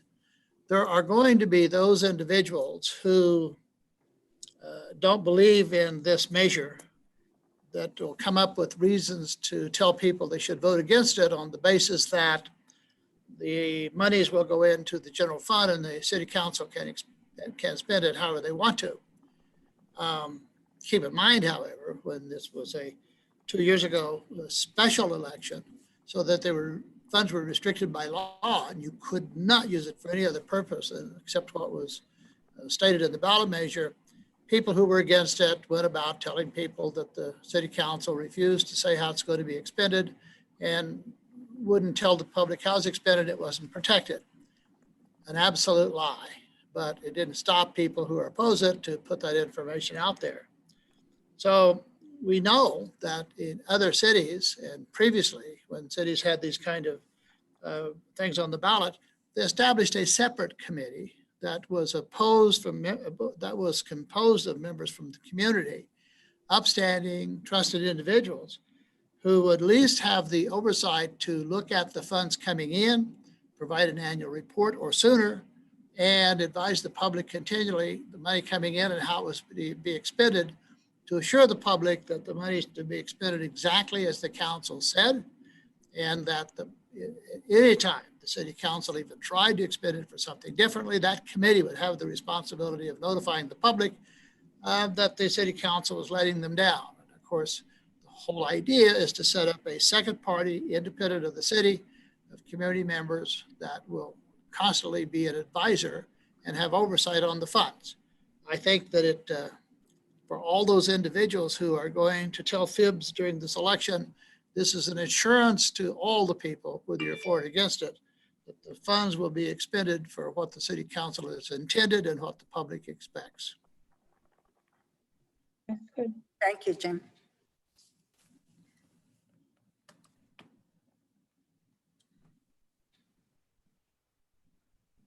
Ms. Jones, do you have any questions? Just one question. In the backup data, when we talk about the 5 members having 1 member who serves in current leadership roles selected from each of the following categories, and one of them is a resident member of a local chamber of commerce. So we have a few of them. So could it mean any one of those? Yes, the answer is yes. It wasn't intended to be specific to one over the other. I think the real overarching goal that was clear to me when working with you as a council in getting the feedback was wanting leadership first. Wanting a resident first, leadership second, and ideally leadership in this particular category from a member of local business, since this has a potential to impact business, certainly in a positive way. Certainly there's a perception as well that it could impact business because it is an additional tax. So we certainly wanted some perspective on that committee that knows what it means to have to charge this tax, but also be able to relate what it's getting in terms of service in exchange for the tax. So yeah, we were not specific to one particular chamber over the other. Oh, okay, and then just to follow on a little bit, so because this is being taken up in a general election, that it's understood then that the monies are not restricted. But by doing an oversight committee and the other measures that we're taking, we in effect are placing that that restriction upon ourselves. So when monies come in that are generated from Measure P, if it passes, they're not going directly into the general fund. They're going to go into a separate Measure P fund that makes it much easier for tracking and auditing purposes. Is that correct? We will be tracking it separate. It is a general fund revenue, so it would go into the general fund, but we can track it in a separate account of the general fund. So you can clearly identify what was generated by Measure P. And we believe this is going to be useful in actually eventually reconciling the expenditure to ensure that what was generated is actually spent on the intent.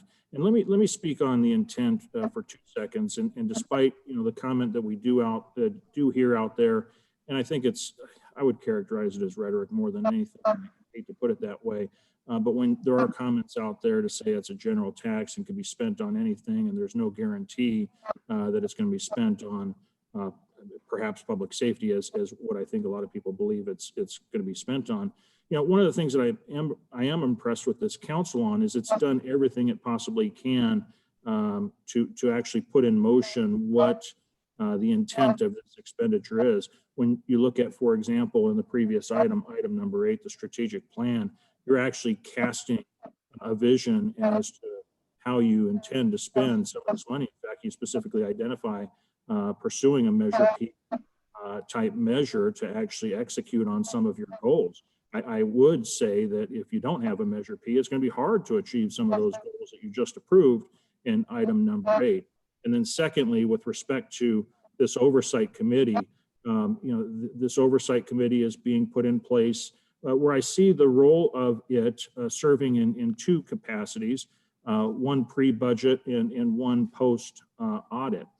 And when I say pre-budget, one of the visions that I have from the comments I received back from the council was before we actually go into our budget workshops for the start of a new fiscal year, before it even sees a recommended budget for, say, public safety, in this particular case, let's say police, we're actually going to be looking for something from the Measure P Oversight Committee, at least advising that what's contained in that draft budget being considered by the council is an expenditure plan that does conform with Measure P. And then, of course, the next vision that we have from your comments is that post-audit, when we've closed out the fiscal books, is a role for the Oversight Committee will be to actually look at singularly that account that generated those monies, and making sure that, in fact, those monies were spent for the intent of Measure P. And then going back to the intent and continuing on with how deliberate I think this council has been in terms of trying to make sure that the public knows what the money is going to be spent on.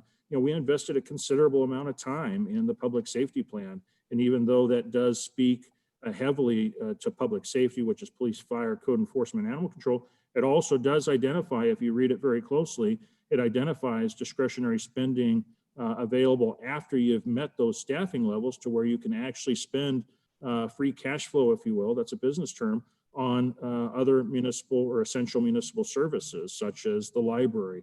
That's been identified in the strategic plan that we just approved, and it's certainly spoken to in the public safety plan. That is clearly a part of the intent.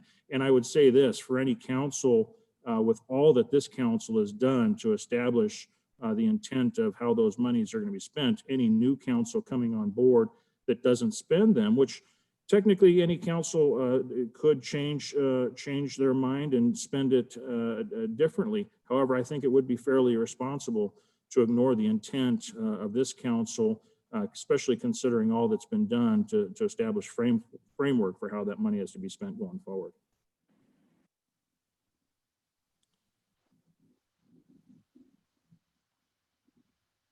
All right. So if Measure P passes, it's with our citizens understanding what the intent of it is, so that we're going to be spending it in a certain way. So if a future council were to come in and want to, just completely disregard the strategic action plan and everything that this council has done, they're really going to be negating the will of the people in this election. Is that a fair statement? It is, and with the oversight committee in place, I think you'll have a body there that's able to stand up and say, notwithstanding the action of the council, it is what they're doing is inconsistent. If the council chooses that path, you should have an independent body in this oversight committee saying what you're doing is inconsistent with the intent. Right, and the will of the people. Okay, and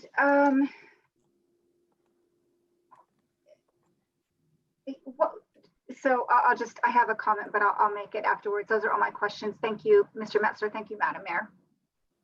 Ms. Ramirez, do you have any questions on this item? Yes, I do.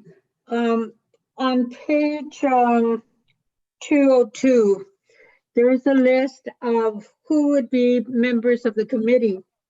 And I do agree with the first 5. However, the only question I ask is that if we look at the 5 members of the committee, the first 2 relate to business, and then to recreation, then clergy, then nonprofit social services. I would like to see 2 additional members to the committee that would be actual residents. And these residents are people who have lived in Victorville, representing one side, the east side, and the other, the west side of Victorville, for at least a period of 20 years. These are the people that actually live here. They may not be a part of the clergy or of the chamber, or they may not have a business, but they have lived here as to the needs of the city. So I would like to hear from the common local resident, not just from business, not just from the clergy itself or nonprofits. I would like to hear it from the people who actually have lived here, who support the city, and have lived here a minimum of 20 years. So instead of having 5, I would like to see 7. I do agree with the resource staff. I think it's perfect. We have the fire chief, we have the police chief, and we have the finance director. I agree with the committee, except for the fact that I don't see any local resident being able to speak what they feel should be a part of the Proposition P. But I do understand how important it is to have it pass. So with that being said, I just think that we need to have 2 additional voices that would represent the everyday resident of Victorville who has actually lived here, supported us, and has been here a minimum of 20 years. That is my only remark. Thank you.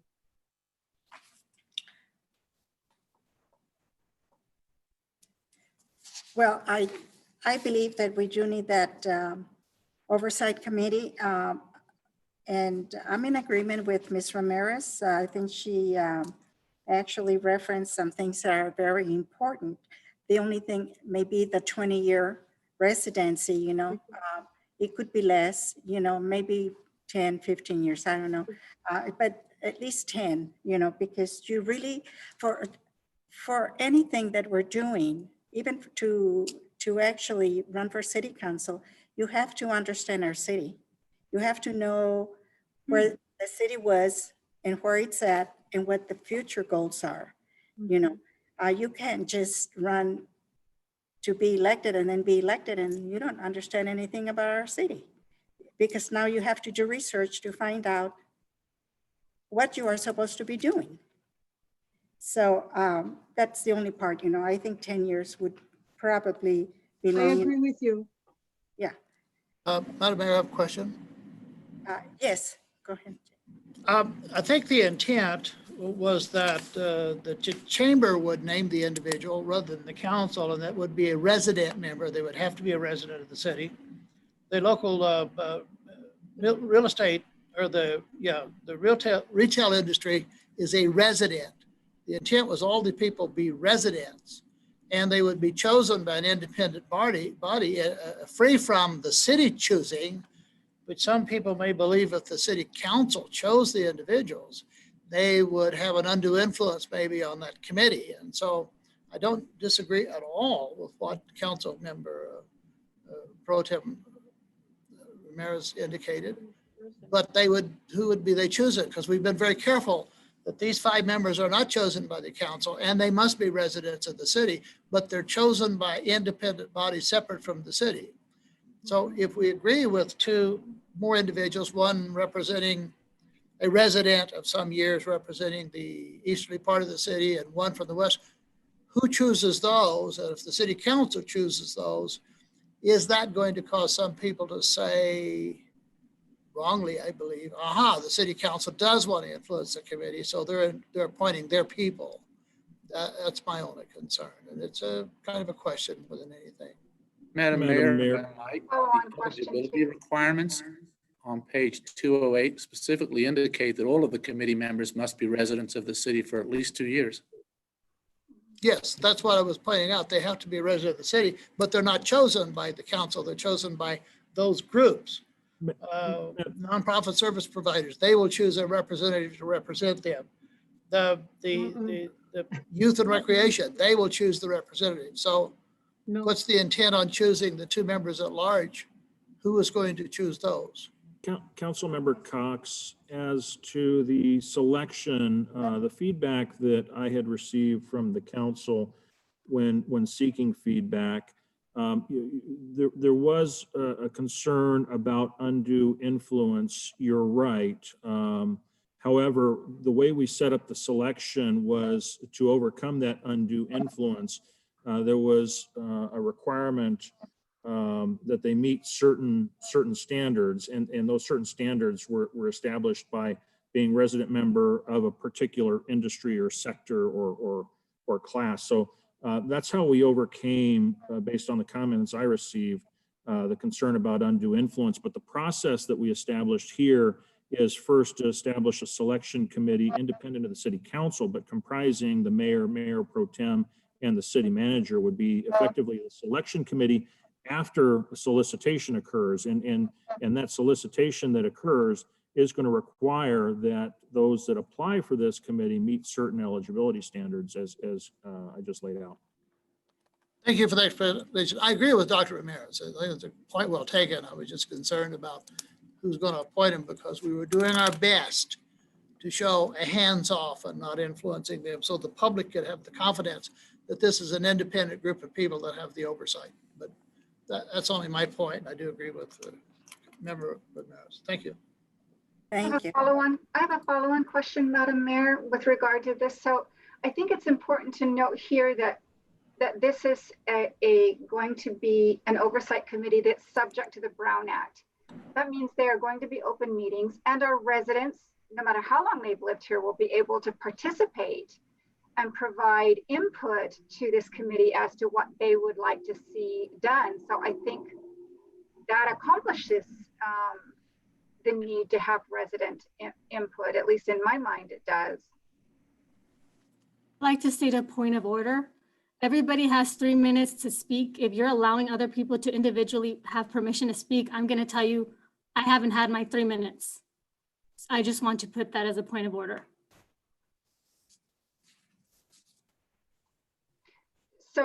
So my question is, just to confirm with our city attorney, that this is a committee that would be subject to the Brown Act. Open meetings, the public has the right to participate and give input to the committee as to how they would like to see the monies spent and what would fulfill the intent of the people. That is correct. This would be a Brown Act body. Thank you for all that clarification. And nonprofit is a business. Do we have anyone? I'm talking. Do we have anyone that wants to speak on item 11? I haven't spoken on item 11. Are you asking the council? I thought I already called you. No, you didn't. Okay. When I was speaking, you let someone else speak. Okay, I'm sorry. I apologize. I had checked you off. I apologize again. You may speak. No worries. I understand. I apologize. I Speak. understand. So I hear that there's no fiscal impact. There's a separate oversight as to how these monies will be affected. But my question is, will staff be doing this during non-paid hours as to not incur any costs if they're paid hourly? paid. Madam Mayor and members of the council, when we draw up the fiscal impact section, it's as to known based upon this particular action. This particular action is just establishing the framework for the oversight committee. It's not actually appointing the oversight committee. When and if Measure P passes, then we'll have the work to do of actually forming this committee. And the more likely time to identify a fiscal impact would be at that time. And if we wanted to get that technical, we could in fact account for a projection of what staff time is going to be required to help facilitate these oversight committees.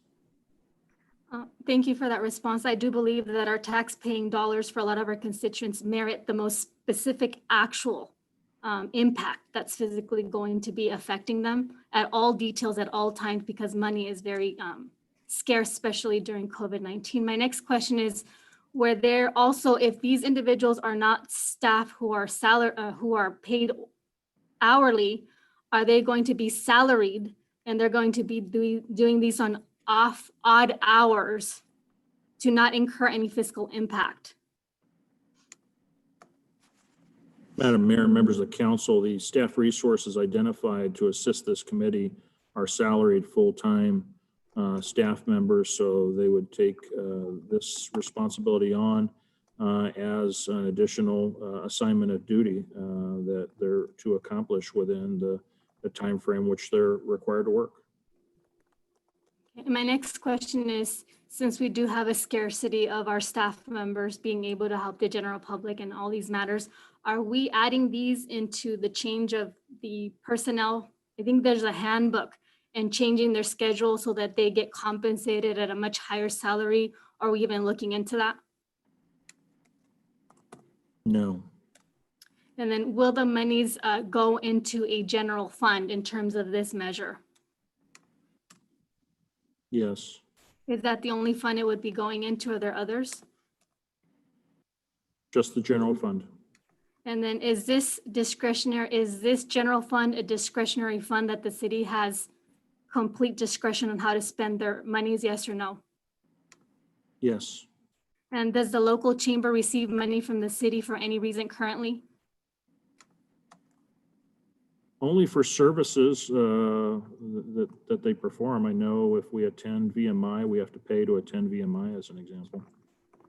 And then is this recommendation in accordance with Brown Act rules that we would implement, or any policy handbook that we've already approved? Yes. I have no further questions. That's the end of the questions here. Do we have anyone that wants to speak on this item? Yes, we do. We have a speaker, not by name, it's a device, LG K20+. Your hand is raised. That's me, Charlene, Maggie Martin. Thank you, Maggie. Can you, I don't know why it's doing it. Hey, I got a cell phone and the thing's old and dying. So it seems to me there's been a lot of discourse about the Measure P and everything that goes with it, the Oversight Committee, a variety of topics. And I'm kind of perplexed as to why Mayor Pro Tem Ramirez would bring up an issue of residency. And that was already been established. I've already heard that at prior council meetings. These would be residents of Victorville, but a 20-year limit. I have a problem with that because she hasn't been a resident formally of Victorville in any way, shape, form, or fashion since she's been on the dais. So I think she didn't think that one out very well. As far as Measure P, I'm going to go back to Ms. Gomez about an earlier comment that she didn't feel that Measure P would serve, I'm paraphrasing loosely, would serve disenfranchised, which is one of her favorite words, but the lower end part of our community, I guess, it wouldn't serve them well. And I don't understand that. And it's blatantly untrue, because how can anyone who's a resident of Victorville not profit from Measure P? How can you not profit from more law enforcement, more code enforcement, more animal control, and a whole bunch of added categories that would enhance the quality of life for every citizen, contrary to what she said, every citizen of the community of Victorville? Thank you.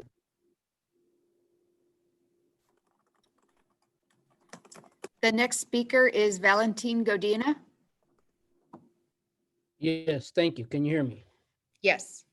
Okay, I heard somebody call the kettle black before we even got to this discussion here about this proposition. Here is the kettle calling the pot black. The city council was entrusted with the city library. We trusted you with the city library, but yet during different city council transitions, the city library has been lost. So yes, people will and councils will change their direction on how the general fund is being used. So to have a committee just explains that the city council cannot be trusted to do what they say and that they're registered to do. And so we had a back and forth as, yes, it is a general fund item. No, it is not a general fund item. Yes, it is a general fund item, and the city council can do with it as they want, when they want. And if there's a new city council, they can change their whole point of view and change it again. And the library is a perfect example. How many of you on the board have directed money to the city council as of right now since you began office? I haven't seen it, I haven't heard it. I hear a lot of, we need consultants, we need to have a meeting in downtown to see if it is dark down there. But now we need a consultant to tell us, yes, it is dark. And we have to pay them $100,000 to tell us that, yes, it is dark, we need lights. Maybe that's why we don't have enough money. We need to have some common sense here, which I don't think that we're using common sense. We're using all of our high degrees, high levels of education, which is great, and I respect it. But at some point, somebody has to have some common sense and say, no, I don't need someone to tell me it's dark outside. I don't have to spend $100,000 of the public's money to have someone tell me, yes, it is dark. Our library does need repairs, and there's nothing in this proposition that guarantees money will go to this library. There's nothing in this proposition that will say we'll have social services available to repair what is causing our crime. Our police officers are fine people, but they are not social service people. We cannot be asking them to do something that they did not hire on to do.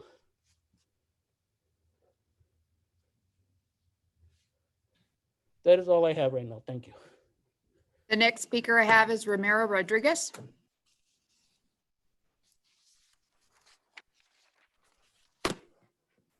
Okay, now, am I unmuted? Yes. Okay, let me start my timer. Let's do it. One of the things is, I hope this thing doesn't pass. And if it does pass, it doesn't really matter whether we have 100 in the committee and the oversight committee. The city is going to do whatever they want with the money. They just have the oversight committee. And one thing, go back to one of the meetings and say and listen to one of the meetings where Cox says absolutely that it's good to, they're going to have the oversight committee, but it's not going to have any teeth at all. Just like the meetings right now, we have the people looking in on it, listening to it. We say our opinions, but they still do what they want. No matter what happens, public safety, remember, it's for the retirement pensions for these people, retirement pensions for the state, for the city employees and everything. That's where the money's going for. That's all. If you think the money's going to go to some project that's going to benefit the people, forget about it. And it doesn't matter if you have 100 people in the oversight committee, if they've lived down here 150 years. You know, what would have helped that oversight committee when we had the SEC lawsuit? You know, we think they were approved. $10 million in fines or whatever settlement for the city, $9.6 million for the city manager Metzler. And don't forget $11 million for attorney fees. Where did that money come from? That's all. That's just to get themselves out of a jam. That's all. And forget about the library money, the downtown money. The city and the council is going to get the money from wherever they get. Remember, they spend $26,000 on food, on catered food. And where's the oversight to stop them on that? Right now, the city's hurting, like Mr. Godina said.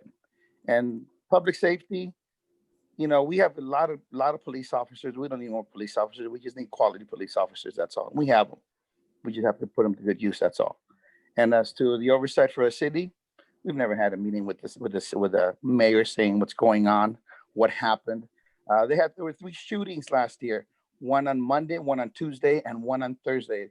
And a police officer killed a Black person each time. Where was our mayor standing up, like in Minnesota, saying, hey, this is what happened? Where was our mayor when Michael Bradbury told Duncan Hicks to get out or else he's going to invent charges on him? Where was our mayor? We have no representation. All they need to do is just something to cover up, that say they're going to look over them. We don't need an oversight committee if we trust these people, but they're putting it out so we can trust them, so we can pass Proposition P or Measure P, so they can get their money and use it for themselves and their retirement funds. Thank you. The next speaker is Adonis. Well, Valentino, Mr. Godino, you took the words out of my mouth that a police officer, they get called for a lot of things that they might not be qualified to deal with. I know a huge number of the homeless people across the United States are veterans. A lot of them are just nonviolent drug users. And I guess there's no nice way to say this, but I feel like, you know, I think Miss or Mrs. Maggie, that you must have been living under a rock, asking how people cannot feel safe just by having more police officers, because we've seen time and time again in this country that some police officers, they kill with impunity, and they have very strong unions protecting them from any kind of accountability, that most of the times that they don't really seem to be accountable to the communities that hire them. And I certainly want to believe the best out of this council. And I certainly hope that this isn't one of those measures that just wants to do with homeless people what Miami has done with homeless people, kind of just lock them up in prisons and make it a out of sight, out of mind kind of situation. I'm all about having firefighters, having better libraries, fixing potholes, but I definitely don't want to see young people being gunned down for just trying to express themselves through art. What about, in Old Town, having them do murals or do something, but really just use that money in a creative way, in a way that prevents homelessness? Because me working full time, just earning minimum wage in Victorville is not enough for me to afford an apartment. I mean, I could afford the apartment, but I can't show proof of income that I make 3 times what's expected of me so that I could get that apartment. And that's the real issue. And I don't think just hiring 30 more police officers is going to do that. But again, I know I'm very new to this whole thing, and I certainly wasn't there when the measure was all being put together. But regardless, I do want to thank Councilwoman Jones for inviting me on here. And I just really want to be able to help this city that opened its arms to me the best way that I can. But I certainly have concerns, just like the other citizens on this Zoom meeting have concerns. So. The next speaker is VV123. Hi, my name is Karima Abdul. I don't know why that's the name on it, but I wanted to echo the comments. Thank you so much, Adonis and Valentina and Ramiro. With 30 more police officers, there will probably be at least 1 to 3 more additional police shootings. If you look at the statistics, that's about our rate. For every 10 officers, it's about 1 shooting that we have employed. So we don't know, we know the past names of people: Lawana Phillips, Jacob Osuna, who've been killed. We don't know the future people who will be killed if Measure P passes. So I'm against Measure P. There's a lot of other ways we can figure out how to grow safety in the community, and that's what we need to be focusing on. So thank you, Adonis, for mentioning getting the youth involved, youth services, arts, and other youth activities would be a really good help. So that was my main point. And yes, Maggie Martin, it's not safe for some people to have more police officers. You might have the right skin color for it to be safe for you, but not all of us have that right skin color for it to be safe for us. And Victorville is majority minority. It is not safe for all of us to have more police officers. So thank you, and no on P. Madam Mayor, I do have a few that I need to read into the record. All right. Good evening, Mayor Garcia, council members, and city staff. Revive Our Old Town Coalition is asking that if Measure P passes and an oversight committee is established, we would like to have a seat on this committee. As representatives of the Old Town community, we would like to ensure that the voice of the community is heard when it comes to decisions being made concerning public safety for the city of Victorville. We appreciate the relationship we have with the city of Victorville and would like to continue to provide input on behalf of our community. Thank you for your time and consideration. Sincerely, Revive Our Old Town Coalition. And the next is, this is Paul Marsh, lifelong resident of Victorville, strong supporter of Measure P and candidate for city council. I back having a citizen oversight committee for Measure P. However, this proposed resolution overlooks having a resident or small business owner on the committee. Also, two of the categories seem to represent similar perspectives. Is having a representative of a major retailer more important than a local business owner? Since public safety is the focus for Measure P, there isn't a named representative from a homeowners association or neighborhood watch organization. Where is the representative for senior citizen? Isn't coordination with the educational community important? Where is that category? I'm not in favor of having huge or large numbers of people on communities, but this resolution seems to lack adequate representation from the community. I support reconsidering the categories and possibly adding 2 members. Passing Measure P is imperative to address the serious public safety issues in Victorville.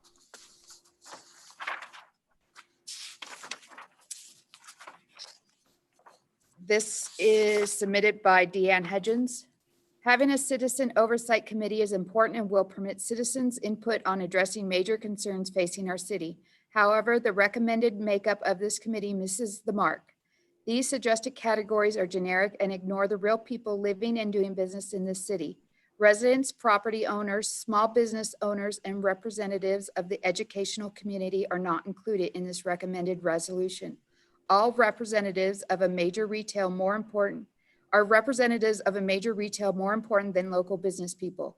Are nonprofit social services representatives more important than homeowners, residents who pay property taxes and have their property values affected by conditions in the city?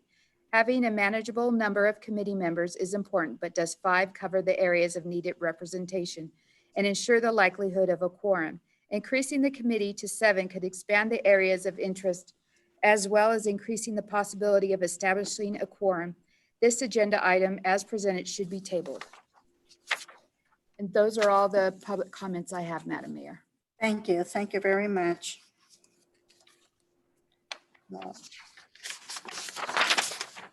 So at this time, I am requesting a motion and a second for item 11.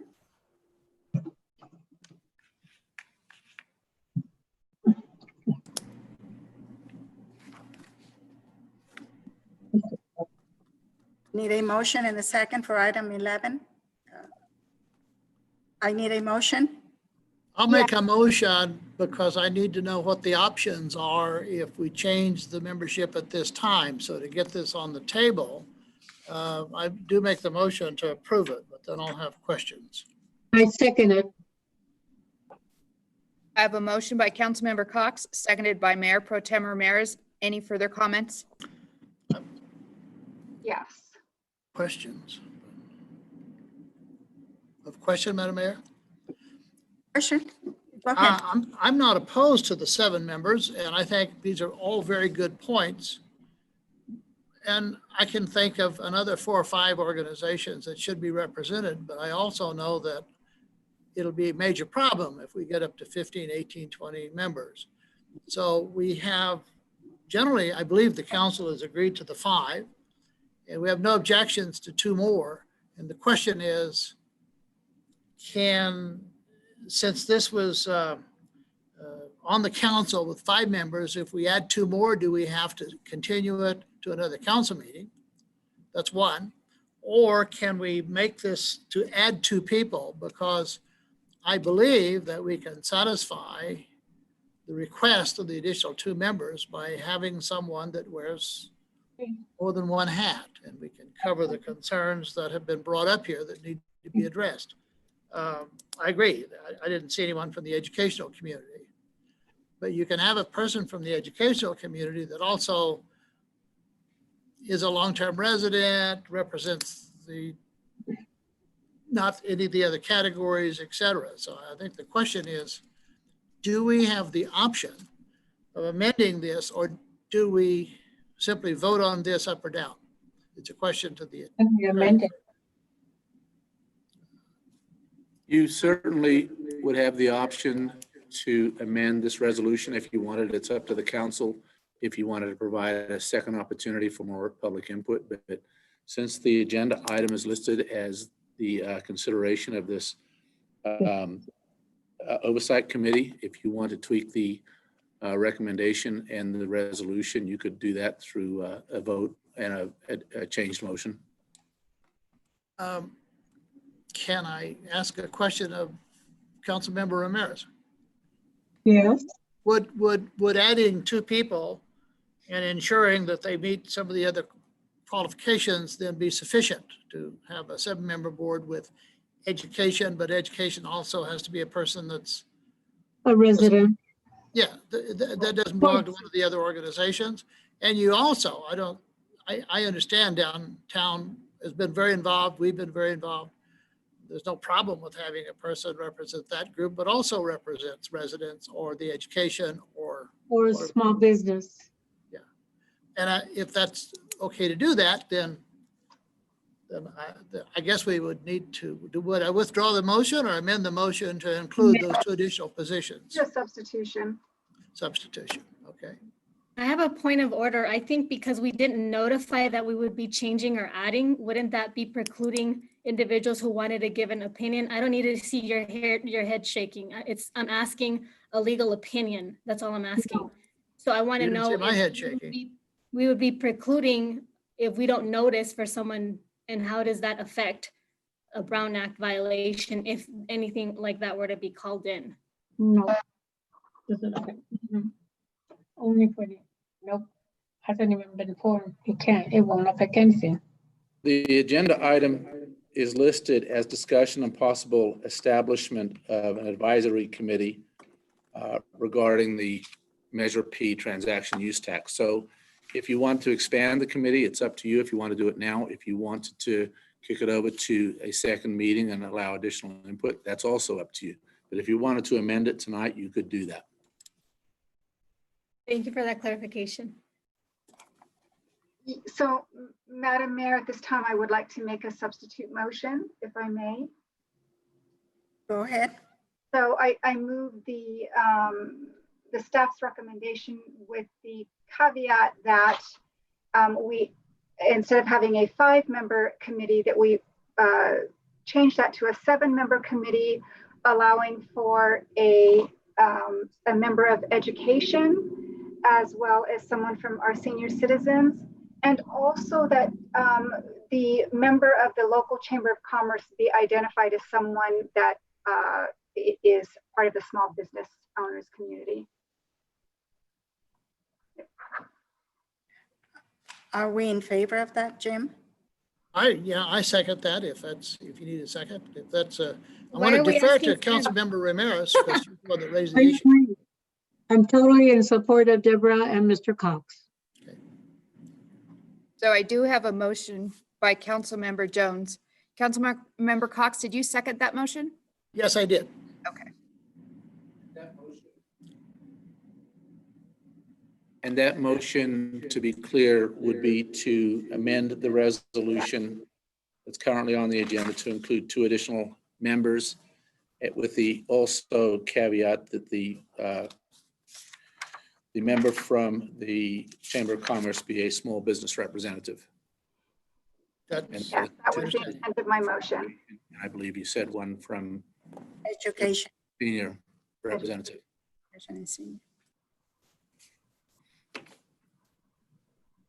I'll take a roll call vote. Oh, I'm sorry. I'm sorry. Is there any further comments? Yes.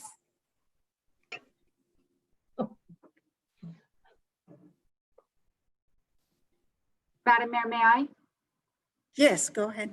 Thank you. So, well, just to clarify, because in fact, this measure is on in a general election, monies will come into the general fund. But I think it's important to understand that they'll be posted in effect to a sub-account, a Measure P fund, so that the tracking of the monies is very clear. That gets us really to the tracking requirement that we would get if it were in a special election. And these monies are going to be audited. So it's my opinion that this council has done everything possible to make sure that this feels like it's restricted money to our community, that we are going to be spending the money for its intended destiny. And I'm really happy, getting back to the subject completely of the Oversight Committee. I'm very happy with the way that this comes out. I think it's going to be representative. I'm looking forward to it. But at the end of the day, with this Oversight Committee, it's very important to understand that the onus, the responsibility for all of this is ultimately on the council. So we need to make sure that the Oversight Committee is going to be doing its job. So we're not going to be so distanced from it that we're not making sure that the Oversight Committee is doing its intended job as well. Thank you, Madam Mayor.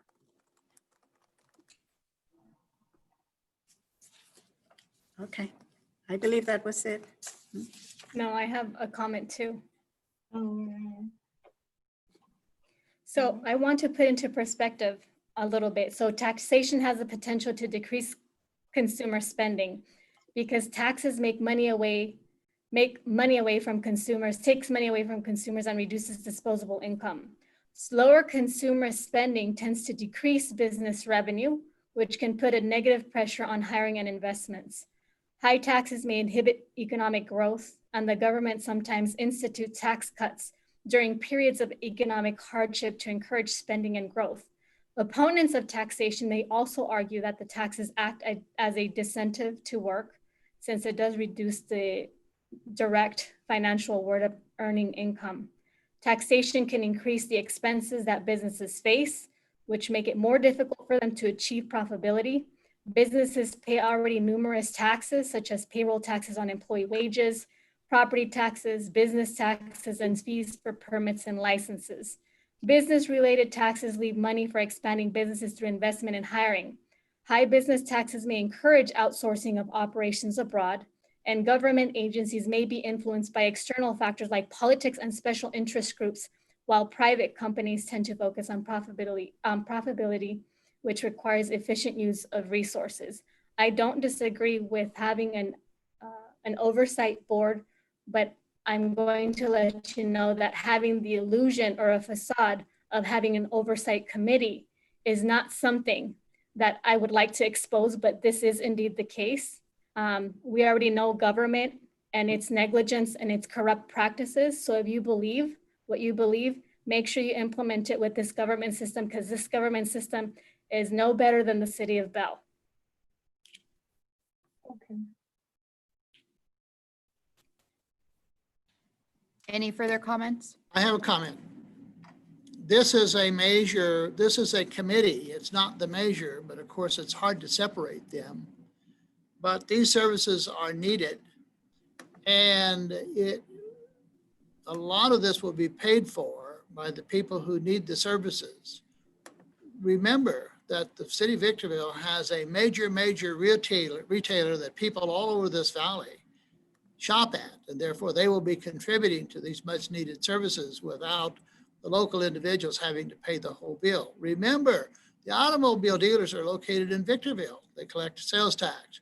People all over the valley and outside the area buy these, and therefore they will contribute to the much needed services of fire, police, and public safety without the local residents having to pay for all of it. They do benefit, they should pay. And remember, it is the consumer that pays it, not the business person. So the business person is not going to be helped or hindered whether this proves or not. It has nothing to do with their net or gross pay, because the tax is paid by the consumer, collected by the state, rebated back to us. That needs to be clarified so that comments such as affecting the business people is just not true. Rather than collect a half cent or 1 cent, they pay 1.5. It's still a part of the sales tax that the consumer pays.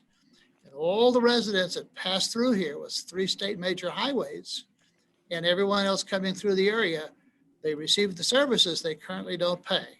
This is a measure that allows those people to help pay and help offset the cost of the citizens. It's a good thing, except for those people who don't want it, and then they'll find reasons to argue against it. But I hope the city council will vote for this. It's needed. We need to assure the public that we're doing the best we can to protect their money to be expended as we have told them. So I have a motion by Councilmember Jones, seconded by Councilmember Cox. Roll call vote. Councilmember Cox? Yes. Councilmember Gomez? Aye.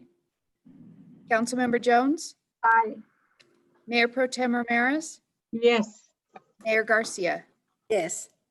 Motion passes unanimously. And that negates taking any action on my primary motion that was made initially. Thank you. Yeah. Madam Clerk. Okay, now we move on to item number 12. Employment Development Department update. Councilmember Blanca A. Gomez, report of a suspected fraud. Recommendation is that this item is informational only. Council members, you have 3 minutes of questions. And I'll start with Ms. Ramirez. I would like for Councilwoman Gomez to explain her situation in regards to this accusation.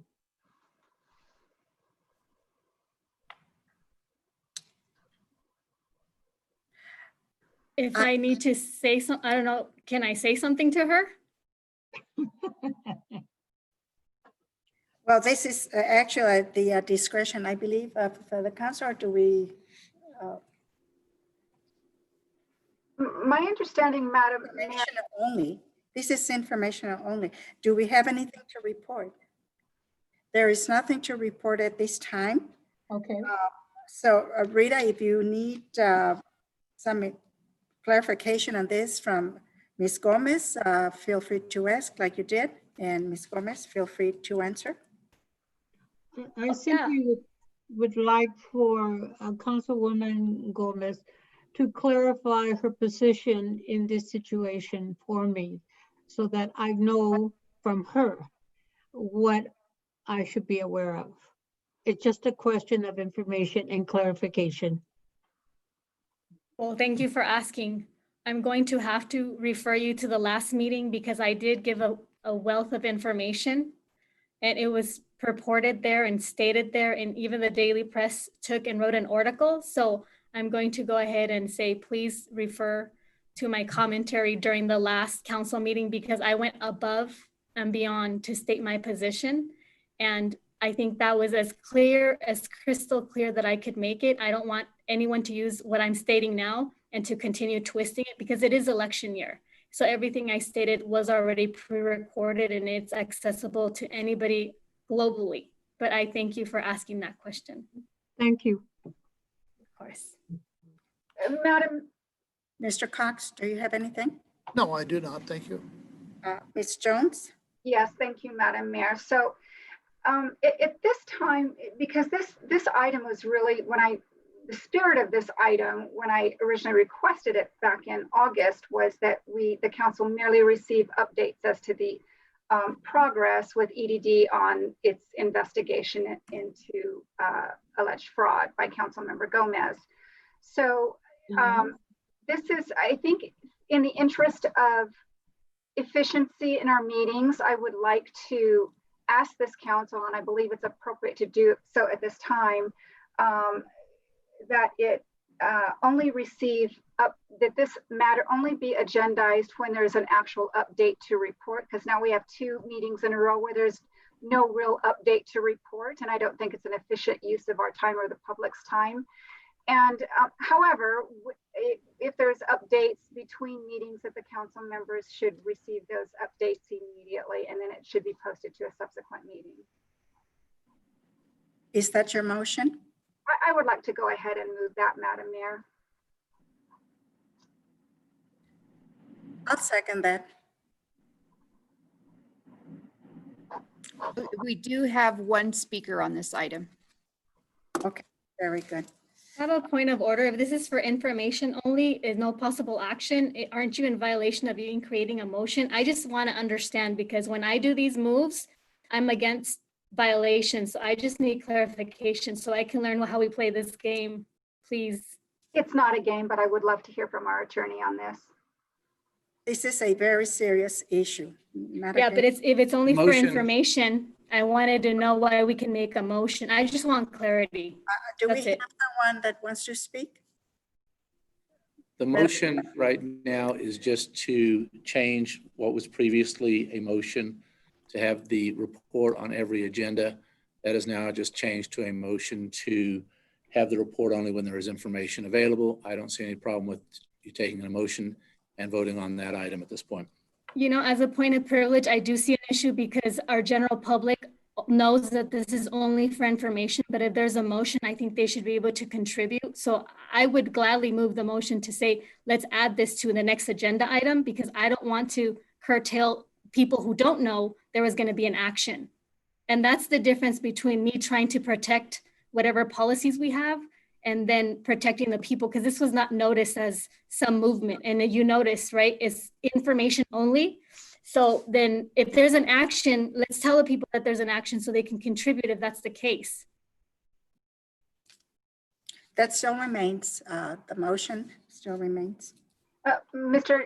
Dvorinowski, you're muted. Mr.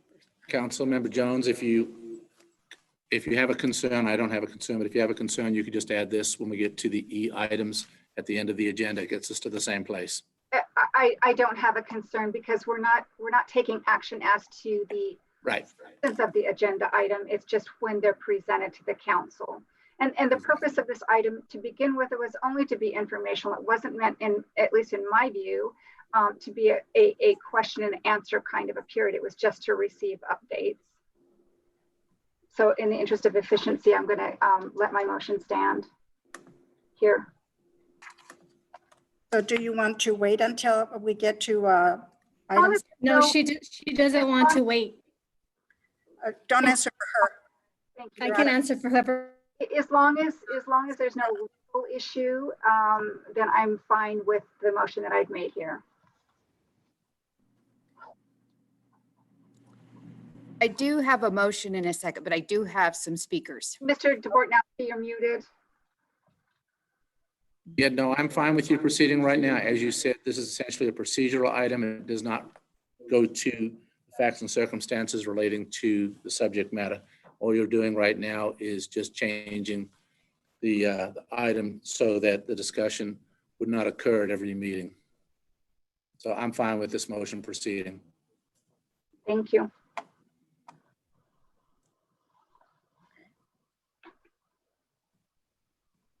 Madam Clerk, so. It shows how you protect each other. This is the click.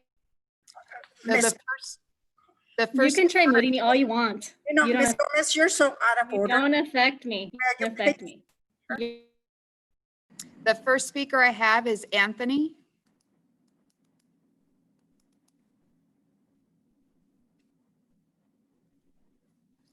Anthony, Yes, hello. My name's Anthony.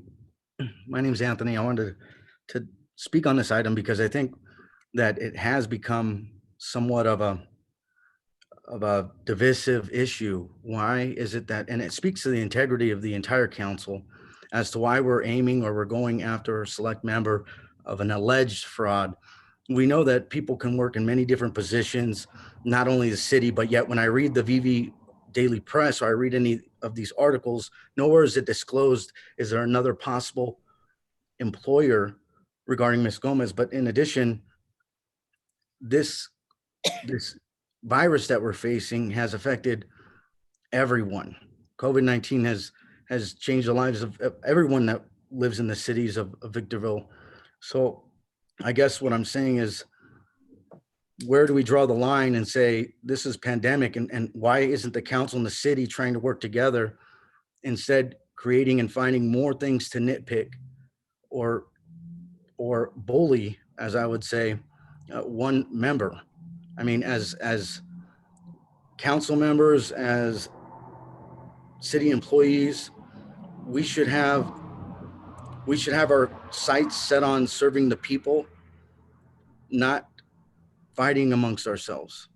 And how do we do that? This doesn't create any type of, we know that there's, this is alleged and it's just a game, because ultimately it's going to be set aside.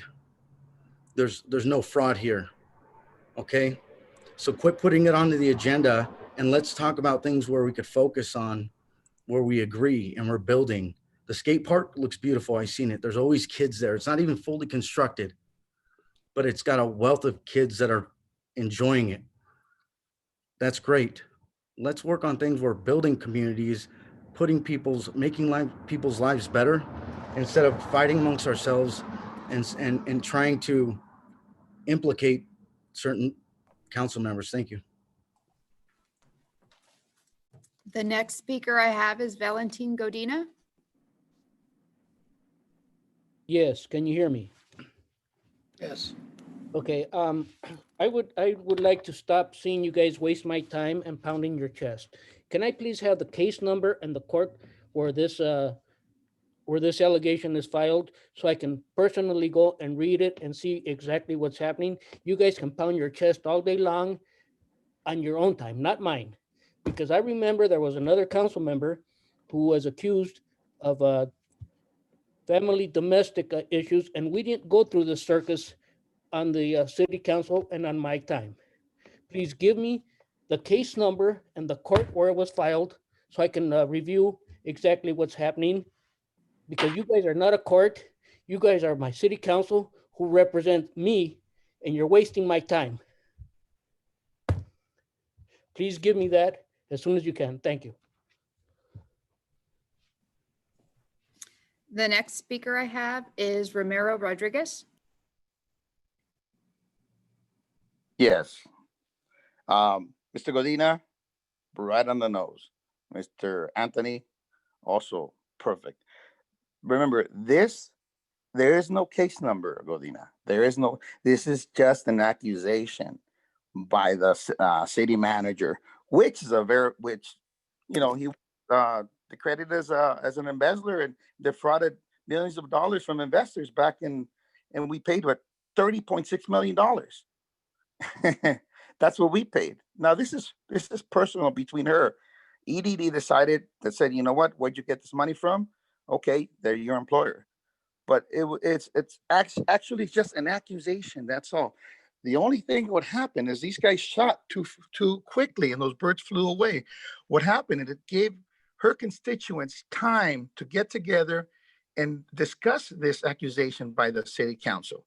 So we've had a lot of Zoom meetings, a lot of visits to neighboring businesses, and we've really clarified this. And not only have we clarified the issue with Blanca and the EDD and the false accusation, we've also enlightened them of all the past issues with the city council, with misappropriation of funds, the $30.6 million. I showed them the case of all the monies of the SEC lawsuit against Metzler, against the city of Victorville, the city attorney, everybody. I told him about the money that was the bills, the fines that were paid to Mars Pet Food Company, the $26,000 that was paid on catered lunches by the city attorney. So it's given us time to really wake people up and really make them understand what that 60% of the Hispanic population is being informed now. Maybe if you guys would have done this maybe a couple weeks before, like they did to Negretti, what the Sentinel did, you know, he wouldn't have time to rebut. What he did, he didn't show up for the meeting. But you guys shot off your ammunition too soon. So it gave us time to prepare and say, you know what, we are informing the people. And thanks for the Daily Press and kind of clarifying things. But you know what? The people are being informed. We have all month. This is probably going to be brought up on the 20th and even on election day. You know why? Because this election, it's an accusation by the city manager, which makes $6,600 a week of our money. So that's where your money is being well spent. So go at it. The more you knock at her, the more we move ourselves. She has people behind her. Remember that. She's not alone. And I'm one of them. And I'm one of the 60% of the population up here. Don't you ever forget that, because we're not being represented. When I go to City Hall, I don't see my people there or any Black people there. Your time is up. The next is Maggie Martin. Good evening again, Your Honor and Council.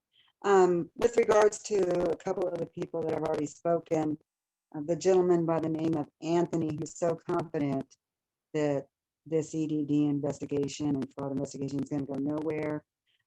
I would say, I don't think so. I think there will be a resolution and it's not going to be favorable for Ms. Gomez. And then I have a concern because Council candidate Valentine Godina, gets up there and asks or demands, however you want to look at it, to see court documents. And that just is indicative of the fact that he has absolutely zero clue of how judicial systems, court systems, any legal system works. So clearly he's not following it well enough or understanding it well enough to know that an EDD investigation is step one. That's all it is. And we'll see what happens after that. So with regards to Ms. Gomez, you had directed earlier Ms. Ramirez to refer to your September 15th meeting. I would like to redirect your attention, Ms. Gomez, to the September 1st meeting where you denied the fraud, not denied, but said it's all a joke, it's all a lie, the laugh's going to be on the city, blah, blah, blah, blah, blah. And then you turn around the 15th and you admit that this is what you did. So my best suggestion, I'm going to give you a free piece of legal advice, and that I say that a little sarcastically, is when you lie, Ms. Gomez, stick to the lie. That's all I've got. Those are all the speakers, Madam Mayor. Thank you. Thank you very much. I do have a motion by Councilmember Jones and seconded by Mayor Garcia to only agendize this item when there is a report. Is there any? And further that, however, if there's a report between meetings, that the council is apprised of it immediately by email. Were you recognized to speak? Because it looks like you weren't muted. Let's, Madam Mayor. Let's mute it, please. Exactly.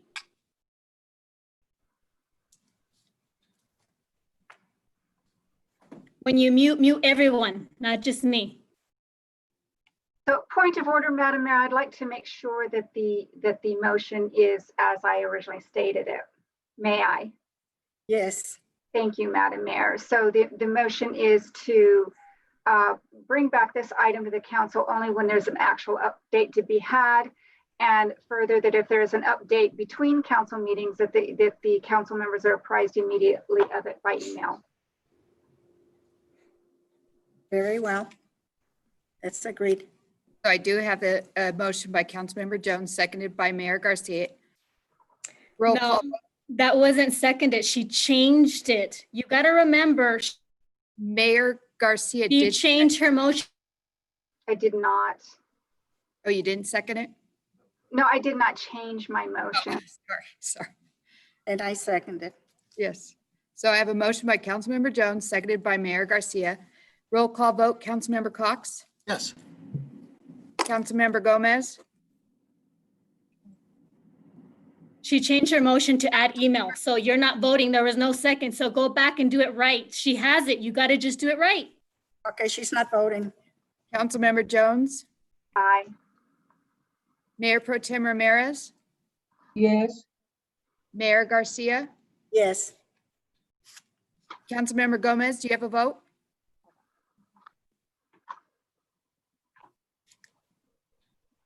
She didn't, she changed her motion and she needs a second. So do it right. So I have a motion by Councilmember Jones, seconded by Mayor Garcia. I have motion passes with Councilmember Gomez not voting. Now we move on to item number 13. Standard lease agreement for Building 756 by and between Southern California Logistics Airport Authority and AeroPro LLC. Madam Clerk, please read the recommendation. That the Southern California Logistics Airport Authority Board of Directors approve entering into a standard lease agreement for Building 756 by and between the SCLAA and AeroPro LLC, authorize the Assistant Executive Director to execute said agreement and adopt resolution SCLAA 20-007. Thank you. Council members, you have 3 minutes if you have questions. Mr. Cox, do you have any questions on item 13? I do not. Thank you very much. Ms. Ramirez, do you have any questions? No questions. Ms. Jones, do you have any questions? Thank you, Madam Mayor. Ms. Gomez, do you have any questions? You're Ms. not Gomez? allowing me to speak. You keep muting me. I'm asking you, do you have any questions? You keep muting me. If you keep muting me, I can't Do participate. you have a question on any? If you keep point of order, I keep being muted. If I keep being muted, I can't talk. Mute her, please, if she's not going to speak. We need to continue. I am going to speak. So go ahead. I want you to know as a point of order, you've been muting me so I don't participate. And then the last one, it was not my choice. The city clerk decided to mute me alone. So now you know. For the Board of Directors, item number 13. My question was for the standard lease agreement. I know we projected a standard lease agreement to bring profits for the city, but we don't call it profits. The only concern that I have with the standard lease agreement is I would like to have clarification if we've already looked into their contracts I've seen in the past. We have contracts that have caveats in them. And if you remember the 20-year business that we have at the airport, we had a sublease agreement issue. And I wanted to know if this sublease has already done away with any problems that we can have, because we don't want an issue to keep reissuing itself. Do you remember what I'm talking about? I can address that. We have in recent years, post any experience that we've gained, negative or positive, we reflected those changes in our standard templates. So myself, Ms. Smith, have worked with our legal team, and we have addressed all those concerns that we found. So I think there was only one. I don't know if it was the holdings clause, but I didn't know there was multiple. I'm sure you're just speaking generically, but I only remember there was one particular clause, no more than one. That's correct. That holdover clause has been rectified. Thank you. No further question. Thank you. And I have no questions on item number 13. Do we have anyone that wants to speak? No, Madam Mayor. Okay, at this time, then I do need a motion and a second for item number 13 for the standard lease agreement. I move staff recommendations to approve and enter into the standard lease agreement for Building 756. Second. I have a motion by Councilmember Cox, seconded by Mayor Garcia. Any further comments?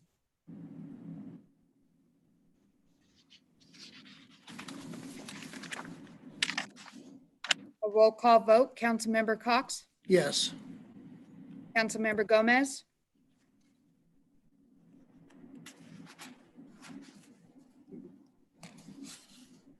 You, oops, sorry, I did it. you know, Charlene, if you're the one that keeps muting me, I cannot second, I cannot motion, I cannot speak. You need to stop that, okay? I don't know who's doing it, but you're not allowing me to make a motion. You're not allowing me to make a second. And when I want to speak, it says I cannot unmute myself. Madam Mayor and So members you of need the to let me council. participate as a council member. Madam Mayor and members of the council, to try to keep this meeting as smooth as possible because of this disruption being experienced and realized by Councilmember Gomez, we've actually modified her privileges in the system so that she can't freely disrupt the meeting. She'll have to either raise her hand or be called upon to speak. Then we'll unmute her microphone so that she can speak at that time.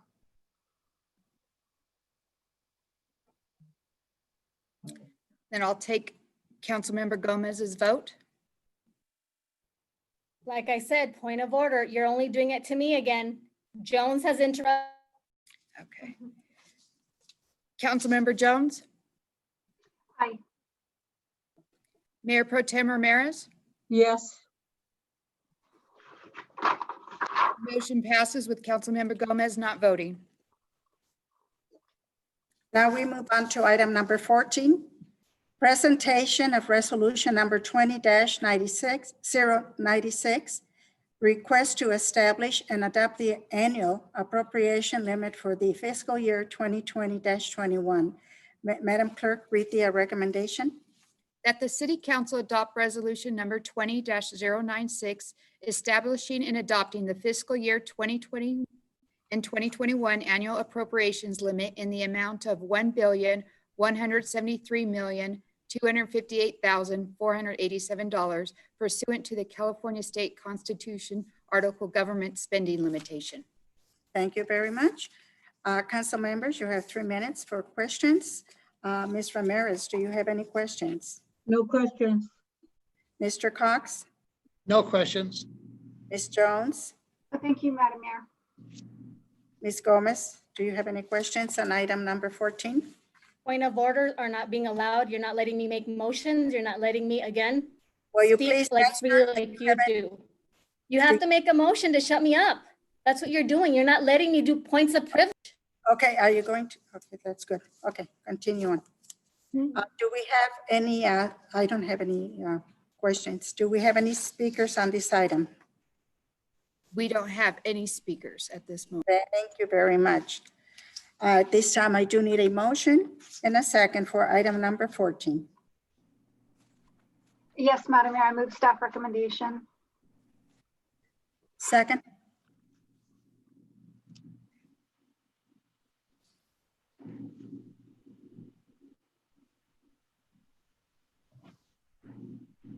I do have a motion by Councilmember Jones and seconded by Mayor Garcia. Any further comments? Yeah, there's a point of order. You haven't been allowing me as a discretionary tool to speak for the people. If I want to make a motion, I should. If I want to second something, I should. You have no discretionary power. The council has not voted. You're not treating everybody equal. You don't do that when Cox speaks out of turn, do you? No, you don't. we're on item number 14. I know, and that was my comment. Didn't someone ask for comment? And I gave you comment. As a point of order, you're not allowing this. This is for the record, and I'm gonna write another email.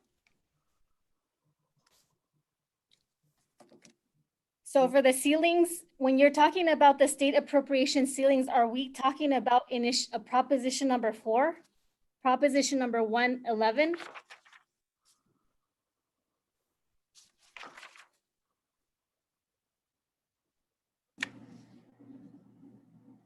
Madam Mayor and members of the council, I believe that's exactly what we're speaking to. You can find that actually on page 295 in the very first sentence of the discussion, where it is referring to Proposition 111. So since we have Bobby McGee, the Director of Finance and City Treasurer, new in at least this position, and the recommendation of these fiscal amounts, how is that equivalent to the state budget that we're the city budget that we're looking at right now. I don't understand. This is nowhere close to what the city budget is. In fact, the city budget is substantially less. This is, for some reason, something statutorily we've got to conform to that establishes some sense based upon the formula that's outlined in the staff report as to what a limit would be. But notwithstanding this statutory formula, we're bound by the actual revenues that we generate as a city, and the budget that we approved earlier this year was more in the 230 million, so substantially less than this $1.17 billion number. Would you be able to restate that in simplest terms? Because I have no clue. You just went over my head like this, and I had no clue what you just spoke about. Or you or someone can just change their language. Yes, this item follows a formula set by the state of California, that arrives at a mathematical limitation of $1.17 billion as the limit we would be allowed to spend. However, the city only generates revenue to match an expenditure plan of about 230 million. So 230 million being substantially less than 1.17 billion, they're nowhere close to each other. But we're required to do this, and we're required to set this limit. There's no chance that we'll ever achieve this threshold. Yes, so that's what I was looking at. So if we have that threshold and we're doubling that, why do we pass a measure that the city can't come in accordance with the state? I don't understand. Doesn't this include the mall subsidies as well? No. So our budget spending of 230, whatever figure you placed, and now we have to place a limit, that wouldn't be a part of it? No. So how is it? Can you say, what does no mean? I don't understand what no. Can you have some context to it like you do with Miss Jones? Act like I'm Miss Jones and give me more explanation. I'm just trying to understand a little bit more because I really don't understand the threshold, the limits, you're not giving me any context so I can understand why we're looking at this attachment today. The state says pursuant to its law that we can't spend more than 1.17 billion. Right. We as a city don't generate anything close to 1.17 billion. We generate closer to 230 million, which conforms with your expenditure plan in your budget. Okay. So notwithstanding the state rule, the state requirement that we adopt this $1.17 billion expenditure limit, it means very little to us because we would never be able to spend that much to begin with. We don't generate the revenue to get that I get high. it. No further questions.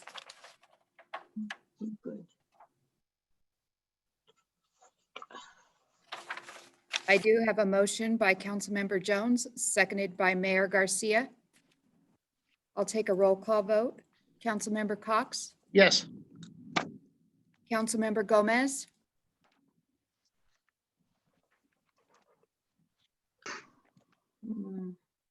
Councilmember I would Gomez, have the opportunity to comment on this. We're voting without comments. that was just the comment period. Oh, it wasn't the question period? No. Why was I asking questions? I mean, we have a question and then you tell us to vote and then we have a comment section. It just changed today. Yes. After a motion, I asked for comment. What is your vote? Aye. Councilmember Jones? Aye. Mayor Pro Tem Ramirez? Yes. Mayor Garcia? Yes. Motion passes unanimously. Now we move on to public comments, 3 minutes for those that want to speak. Do we have anyone that wants to speak during public comment? Yes, the first speaker is Anthony.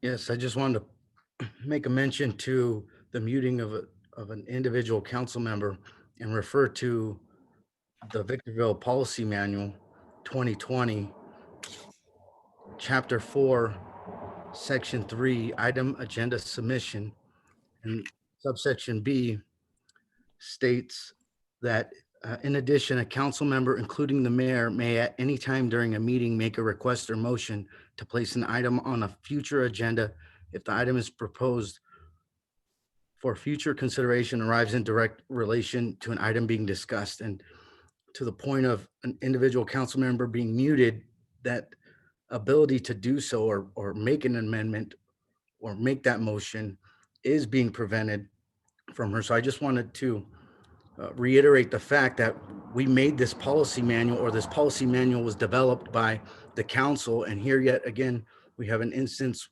where it's not being adhered to, and it's picked apart and applied to when it's convenient to certain members, or when it's not applied to certain members convenient. So however you want to look at that. And then on video, you do have the city clerk stating, I did that right after the comment was muted, which tells me that the city clerk is muting individuals and is in control of the meeting. And she is taking power that is not in her authority and laughing and joking about it. These cameras are recording you even better than the public meetings. I could see everybody's faces, your reactions to everything. So I kind of love this technology, but at the same time, when it's being abused, it needs to be called out. Thank you.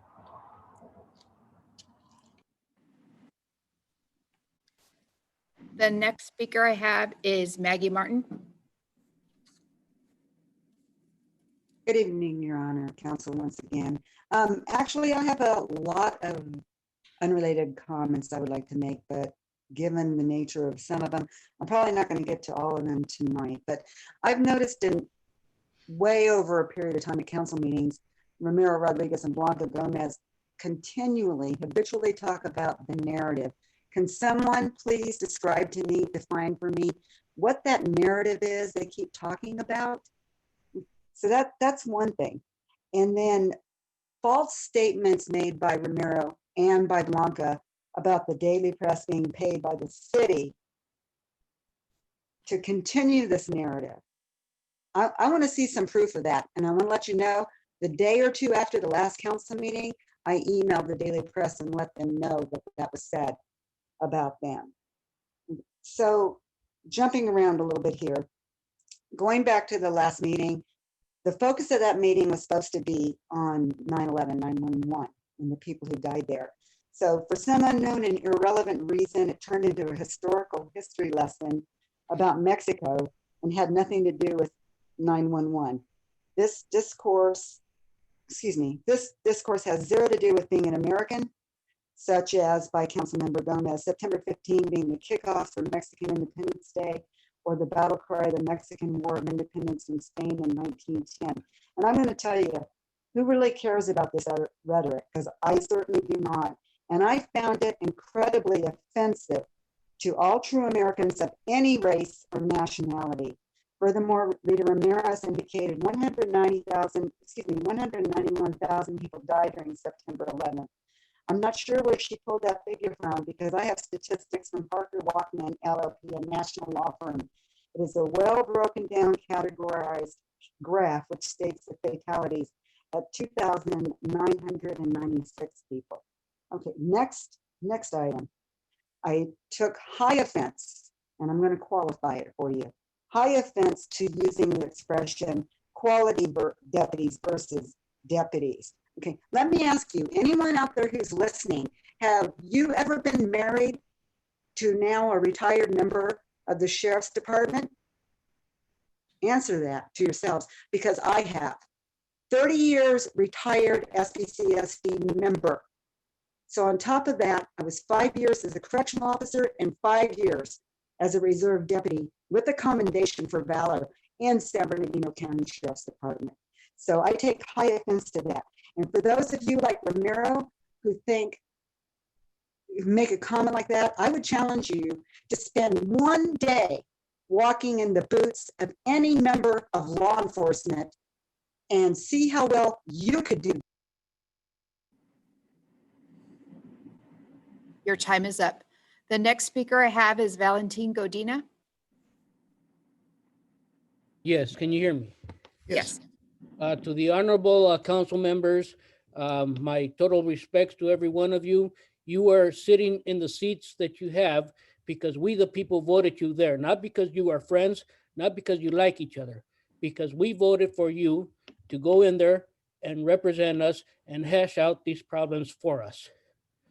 Now, as far as somebody being married to an officer, that is great. The Hispanic community has contributed so much to the United States. They are the ones that are feeding us, working the fields in this time of COVID.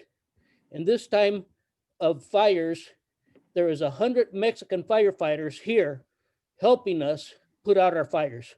But as Americans, are we saying thank you? No. We still find ways to separate each other and say, oh, those Mexicans put food on your table and are putting out fires that our firefighters are overwhelmed with. Did anybody say thank you when the Mexican army came and helped during Katrina? Because we were not able to bring resources fast enough? No, it is time that we wake up and we start respecting those that are helping us. We need to start respecting our neighbors and our people of our community. This division has to stop, and all of you need to pitch in and stop it. That's all I have to say. If you want to continue to your elitist rants, go ahead. The next speaker I have is Romero Rodriguez. Let me start my timer. Yeah, you know what? When you quiet someone like Blanca, you're not actually quieting her down or shutting her down. You're shutting a whole group of people. You're shutting me down. You're muting me. She's the one asking the questions that we want to ask. There's 30, 20 people on YouTube watching. That's it. There's more people that work there online than anything else. So the people aren't getting their fair share of information. But when you mute her, you mute us. And that says a lot about you. You don't want her to give out the message. You don't want her to explain things. All I see Jones and Rita and Garcia, as soon as Cox says something, they agree with them. You never ask Gloria first or Rita first or Jones first. It's always Cox. And then I second it. I third it. He's the one that runs the show. But you know what? Times are changing. I've been at city council meetings when I've been the only speaker on a certain topic. And since they know I'm going to speak against it, quickly the city clerk gets up and walks over with one of the cards to Maggie Martin, whispers in her ear what she's supposed to say to counter what I just said. Is that fair? That's not fair. That's not right. The narrative, Maggie, you know what the narrative is. The narrative is we want a seat on the table. We want to be able to sit there and have such things done for us. We decide, we say, we consult, we grieve. Nothing happens. Nothing ever happens. It's just an illusion of democracy. But you guys are already set what you guys are going to do. But let me tell you this. And who muted her? It took credit was Mr. Metzler. Wow. Wow. I know he's not an elected official. He can do whatever he wants. And he does. And he has been. And he gets rightfully paid for it. But you know what? These elections are coming and we're moving our butts real good. And we're getting out there. We're talking to people and we're convincing them and we're showing them. And I have all the lawsuits from the city with me to show the businesses and the people that want to hear and the Zoom meetings. And you know what? They're listening and they're angry and they're going to vote. And I know why Gloria got there and didn't put their information, or Grady got out there and didn't put on information. You know what? Because they want to take the votes away from the Hispanic community. Same thing with the Black community. A lot of people out there are just going to take votes against really good people that should be mayor or should be councilmen or council people. But you know what? This election is going to be hard. And we're working really hard to get our people there. And you know what, Blanca? They mute you. When they mute you, they're muting us. They're shutting us down. And that's not right. The laws they make their own rules. They decide. It's them. Like I said, you go to the city hall, all you see is them. We're out there cutting the grass, but you know what? They're sitting Time there. is up. Yeah. The next speaker I have is Adonis Alvarez. Wow. I was definitely expecting a more civil council meeting. Instead, what I got was an episode of As the World Turns. But I guess it's more interesting than my regular Tuesday nights during this pandemic. Just a little bit about myself. I was brought to this country with my parents when I was 2 years old on a raft from Cuba, where if you criticize law enforcement, you get thrown to jail, or worse, you get your limbs cut off. So to anyone saying that we should just, accept things and accept the status quo the way they are, I believe that questioning the systems in power is the most patriotic thing that anyone in the United States could do. And that's what makes this country great, is the ability to question everything. And it is because I care about law enforcement, Maggie, that I bring up the issues that I bring up. I am sure that a police officer taking someone's life is as dramatic for the police officer as it is for that person. I was an armed security guard and I did the training, and I had to hear about all the night terrors and the nightmares and all the things that happen to the human body after someone shoots a gun. And it's beyond me that someone spends more time in education studying cosmetology than becoming a police officer. And I mean, I understand because my hair is very important to me, but regardless, these issues, they have to be brought up. And I could probably come up with 30 things that the Measure P taxes could be used towards that are better than just hiring more police officers to harass homeless people. And I stand by that, but I appreciate your opinion. And I definitely plan on being part of these meetings, even though they are very, very long. But I do think that we have to put our egos aside for the future of this city, and that the council members have to lead by example on that. That's all. Okay, Madam Mayor, I do have 4 emails that I need to read into the record. Okay. So good evening, Mayor, City Council members, City Manager Keith Metzler and staff. I wish to submit this public comment tonight, not as a resident, but as a guest to the City of Victorville. I work for energy contractor Schneider Electric and longtime partner to the League of California League of Cities. It is likely we have crossed paths as any of the past league events. I have a grave concern. The concern is for the integrity of our electrical distribution network and how its failure may affect Victorville. California's grid is in dire need of upgrades and struggles to maintain the current demand for power, resulting in an increased risk of fires from sheer overload and what we see happening all over the state this time of the year, rolling blackouts. Critical facilities like City Hall campuses, fire departments, police departments, libraries, corporate yards, and other facilities which serve the public good. These facilities need to remain fully operational in the event of a power outage. The current state of commonly used backup diesel generation is severely limited on capacity. Plus, the overuse of such equipment results in significant AQMD fines. There is a solution. The solution deploys an on-site power generating equipment, on-site energy storage, and the required power management hardware to completely disconnect the facility from the grid and remain fully operational in the event of an extended grid outage of multiple days. Best of all, the solution does not require capital expenditures, so precious capital dollars are preserved. We fund such projects through private equity, and we already have a private equity partner ready to come sit down with us to have a discussion. This new development is resilient and game-changing. The market has not ever seen this type of disruption. The citizens of Victorville need this type of full energy security and full energy autonomy. Because this utility grid is poised for failure, this only question is when. That said, I seek a meeting with Keith Metzler at the earliest convenience. My contact information follows this letter. Thank you very much for your attention and consideration. Sincerely, Christopher Bout. The next one is from Deanne Hudgens. As a lifelong resident, the Hudgens family strongly supports Measure P. Isn't it interesting that many people won't bend over to pick up a penny, but object to paying an additional penny to improve the safety for their family? This penny is really cost-effective insurance to reduce the ever-increasing crime, improve traffic control, and upgrade the condition of our neighborhoods. How many cars run through red lights, endangering our lives because there are few, if any, police officers available for traffic control? How many times a week do we read here about violent crime, shootings, or murders occurring in Victorville? When driving around our city, how many piles of trash, furniture, abandoned vehicles, appliances, dead vegetation, or yards covered with weeds do we see? If, as a city, we want to bring more businesses, more better jobs and tourism to Victorville, these and other declining conditions must be corrected.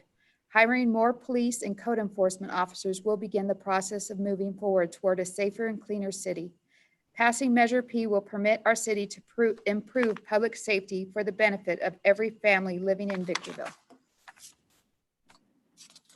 Next one is from Paul Marsh. Mayor and council members, this is Paul Marsh, candidate for city council. I challenge every city council candidate to state their position on Measure P and enumerate the city's major problems and how to begin working to focus city resources on these areas. As for me, I fully support Measure P. Passing this measure is imperative for Victorville to be able to focus on all aspects of public safety. The increase of crime, particularly violent crime, as well as a crisis of traffic control requires additional police officers. To address property neglect in residential, business, and commercial areas will require additional code enforcement personnel. In addition to the homeless situation requires more concentrated efforts from varied factions of government and community. Good paying jobs means bringing additional businesses to Victorville. Attracting business will depend on how Victorville addresses these major concerns. I encourage a yes vote on Measure P so Victorville can become a safe and clean city, and vote for Paul Marsh for Victorville City Council. And the next is from Luis Contreras. I am a resident in the city of Victorville. I am Mr. Contreras. I have an active code enforcement case, and I spoke to George Duran this morning. I am very concerned for alleged violations that are affecting my family during these moments of global pandemic. I am not sure how the city council may assist in this matter, but I'm interested in having the city council have a discussion in public about landscape ordinances and permits that are currently causing hardship. Briefly, I acquired my home late 2019, and code enforcement has stated that a permit expired before my acquisition of the home, and that I am responsible for costs and fees which add extreme hardship. I don't believe that this is an issue that code enforcement should address with me as the current owner, since the permits were expired before I took possession of the home. Is there a way that I can have the city council look into this matter to aid me in ironing out the issues? I'm grateful that the city council cares, and am convinced that you will take interest in helping another family in the city of Victorville with issues that affect our communities. I look forward to someone setting up a phone and in-person conference related to this matter. I respectfully submit this into the public record today, October 6, 2020. And those are all the comments I have, Madam Mayor. Thank you. Thank you very much. At this time, then we move on to reports from our city manager. Thank you, Madam Mayor and members of the council. I think first it's important to recognize our fire department and those that are dealing with the issues that we're reading about and seeing on TV statewide, just with all the fires that are burning. And I think yesterday I saw or heard 4 million acres throughout California being burned. But we've had units committed for 55 days at this time in support of our fellow fire agencies. It's created a number of staffing challenges here locally, because of course, as we send crew members out on strike teams, we have those positions to backfill here at home. And thankfully, we've got a dedicated group stepping up and taking care of and responding to all the calls that our citizens put out. But the 6 fires that we've actually participated in, the Apple Fire, Lake Fire, SCU, Lightning Complex Fire, El Dorado Fire twice, the Castle Fire, and the Glass Fire is the one that we're currently at today up in the Napa Valley, northern Napa Valley area. So tough time, going through a lot, but your fire department is actually responding to the call, and we're very proud of what they're doing. On the development side, Dutch Brothers Coffee has building out in a new commercial tenant building located at 14788 Bear Valley Road. That's actually right next to the John's Incredible Pizza. They submitted plans for new construction, so we're actually reviewing those now. Currently, quite a bit of activities, surprisingly, but pleasantly. Here to report that we currently have 10 active residential tracts being built out by developers in our community. That's actually putting us on pace to exceed the permits issued last year. So that's actually a good sign. Engineering department has been the lead on the skateboard park project. The project is complete and was turned over to the city on October 1st. The fencing will remain around that facility until October 15th, when the ordinance will go into effect, allowing for the use of that. And then our amenities project is still, the amenities around it, including 2 prefabricated public restrooms, those were actually complete on October 1st. So proud of that facility. Hesperia Road sewer project, you've probably been a part of all the congestion that's building up. We've got lanes reduced to accommodate sewer being installed in Hesperia Road from Green Tree Boulevard to about a quarter mile south. Construction is expected to continue for another 2 months out there. So certainly continue to expect delays and maybe find alternative routes to your destination. Madam Mayor, that's all I have. Very much. Now we move on to discussion and possible action regarding upcoming agenda items. And I will start with Ms. Gomez.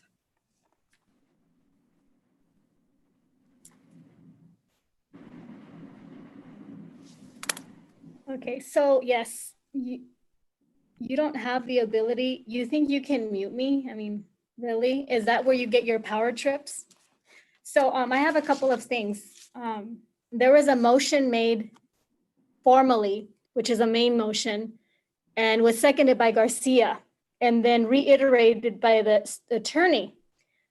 Then the same individual, Councilmember Jones, decided to change the motion and added the word email. To agendize?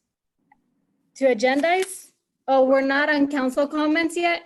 No, we're on items to agenda. Okay, thank you. Yeah, I do. So the first one is discussion of Prop 15 for October 20's meeting. That's my motion. Is there a second? The second one is comment to look at the permitting process landscape during COVID-19 for review and possible action for October 20th. We had a letter from an individual, and that's my motion. That's the second one. Is there a second?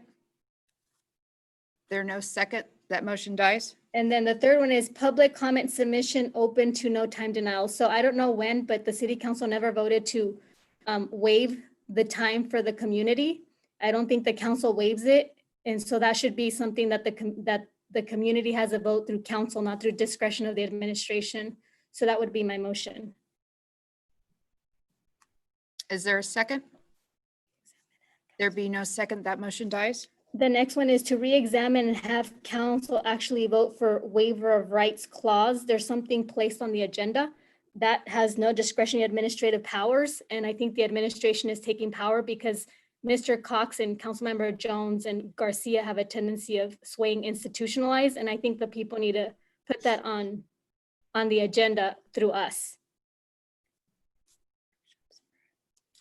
Is there a second? There And being no then- second, that motion dies. And then my last one is we need to have workshops regarding VMIS business related transactions that affect public dollars. And I would like to see that motion by October 20th. And that's my motion. Is there a second? Being no second, that motion dies. No further agendized items. Thank you. Ms. Jones, do you have anything to agendize? I don't. Thank you, Madam Mayor. Mr. Cox? No, I don't. Thank you. Ms. Ramirez? No, thank you very much. And I have none. So now we move on to reports. Now this is the reports from council members, 3 minutes. Ms. Gomez, do you have anything to report? Yes, so the first thing is for the city attorney and the city manager you make it obvious that you're playing sides. The policy you're not following and your authority doesn't help. When I'm telling you that Jones made a motion and seconded by Garcia, and you repeat it, city attorney, saying it's okay, and she changes because she says she wants to clarify her motion, and she adds, I would like to have emailed updates. That needed a second. She has the second, so just do it correctly. You're doing it inaccurately, and this is all being recorded. I have it recorded on my social media. It's recorded here. It's only obvious what you're doing. We all see it. There's nothing hidden, okay? You think you have power now, but you don't. You're using and abusing, and you're being negligent, and that doesn't help the community. And we're here to help the community. Just because you attack me, I'm still here. I'm not leaving. I'm not going anywhere. I'm still alive and kicking. You're still going to see me the next meeting, and then the following meeting, and then the following meeting. I mean, I don't know what your trip is, but le quiero dar muchas gracias a la comunidad. Noviembre 3, Blanca Gómez está corriendo para concejal de Victorville para continuar a representarte en tu lenguaje, en el mío, en el nuestro. Recuerda, la gente ya empezó a votar octubre 5, ayer, en el condado de San Bernardino, en ROV's office. Ahí puedes ir a votar. Hay mucho que hacer. Vota por Blanca Gómez, noviembre 3, octubre 26, en City Hall vas a poder venir a votar también. October 26, you can come vote here in the city of Victorville. Yesterday, voting already started. My name is Blanca Gomez, and yes, I'm running for Victorville City Council, and it's a pleasure and an honor, and I love serving, and I love the faces that all of you make when you hear me talking. I love it. Thank you. That was against the Brown Act, all that. You're welcome. You can place it on the board. Ms. Jones, do you have anything to report? I do. Thank you, Madam Mayor. So because I don't speak Spanish, it's hard, but I'm just concerned that that was like a request for people to vote for her. I don't know. I hope it wasn't. But that being as it may, just to be very clear, contrary to Ms. Gomez's assertions, I did not seek to clarify a motion that I made. I sought to make sure that the clerk was presenting the motion as I had originally made it, that it was being presented correctly. I do, it's the chair who facilitates our meetings, and so I do have a concern with others muting any council member, and I don't know if maybe this was something that our mayor organized in terms of the way to facilitate this meeting in advance of the meeting. I'm hoping that's the case. We did have a speaker speak a number of times about the homelessness issue and the plight of many of our most vulnerable people. And every member on this council gets it. And that's why we created some time ago the Homelessness Solutions Task Force. And just so that speaker knows, there are members on that task force that serve our homeless population, whether it be in mental health, our local rescue mission. All of these people are very learned in the particular challenges of homeless people, and their voices are constantly represented to this council and the city more broadly. So it is the council's desire to make sure that our vulnerable are protected, and yet we are also able to enforce our laws in the way that we're permitted to by the state and judiciary. So as far as how the votes are taken, again, contrary to a speaker's assertion, there's nothing nefarious about how the order in which they're taken. The votes are taken in alphabetical order, excepting for the mayor and the mayor pro tem.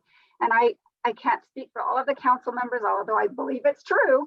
I spent much time, and I think my colleagues do as well, preparing for meetings, asking questions, reading the backup data.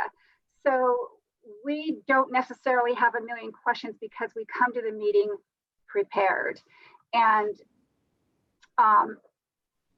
so just because I don't have a lot of questions, it could be really an indicator that I'm very well prepared. And I think that that's the case too with a number of my colleagues. And so that takes me to the point that these meetings are business meetings of the city council held in public. These are not town hall meetings. And members of the community are given right to public access to be able to participate meaningfully in these business meetings of the city council. It's not meant to be an opportunity for people to just grandstand. As far as the, I don't know, the muting and so forth, I don't know if maybe some of that was done as a mechanism to kind of deal with the refractory. Very difficult to at times manage Councilmember Gomez's behavior that are not in line with our adopted policies and procedures. This is a meeting of the city council. It needs to be facilitated and handled in a very efficient and orderly way to make sure that the will of the people is being accomplished in a timely manner. And I think that's all I have to say. Thank you, Madam Mayor. Thank you. Mr. Cox, do you have anything to report? I do not have any comments. Thank you, Madam Mayor.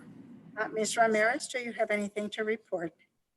No, but I would like to say that I am very happy that so many people, so many candidates that we have for the city council. I see approximately 22. I wish them all the luck in the world campaigning, and I hope that everyone will vote for their own special candidates. And I look forward to seeing everyone, hopefully, in November and enjoying and celebrating with them, whoever is blessed and who wins. Okay, I think it's a wonderful thing that we have so many people interested in the city council, and I wish them all the luck in the world. Thank you. I don't have anything to report at this time. All I'm trying to do is follow the protocol that we are supposed to follow. And I think we did a little better this evening. And I thank everyone. And I believe that's all that we have. So at this time, I will adjourn the meeting. Thank you. Thank you.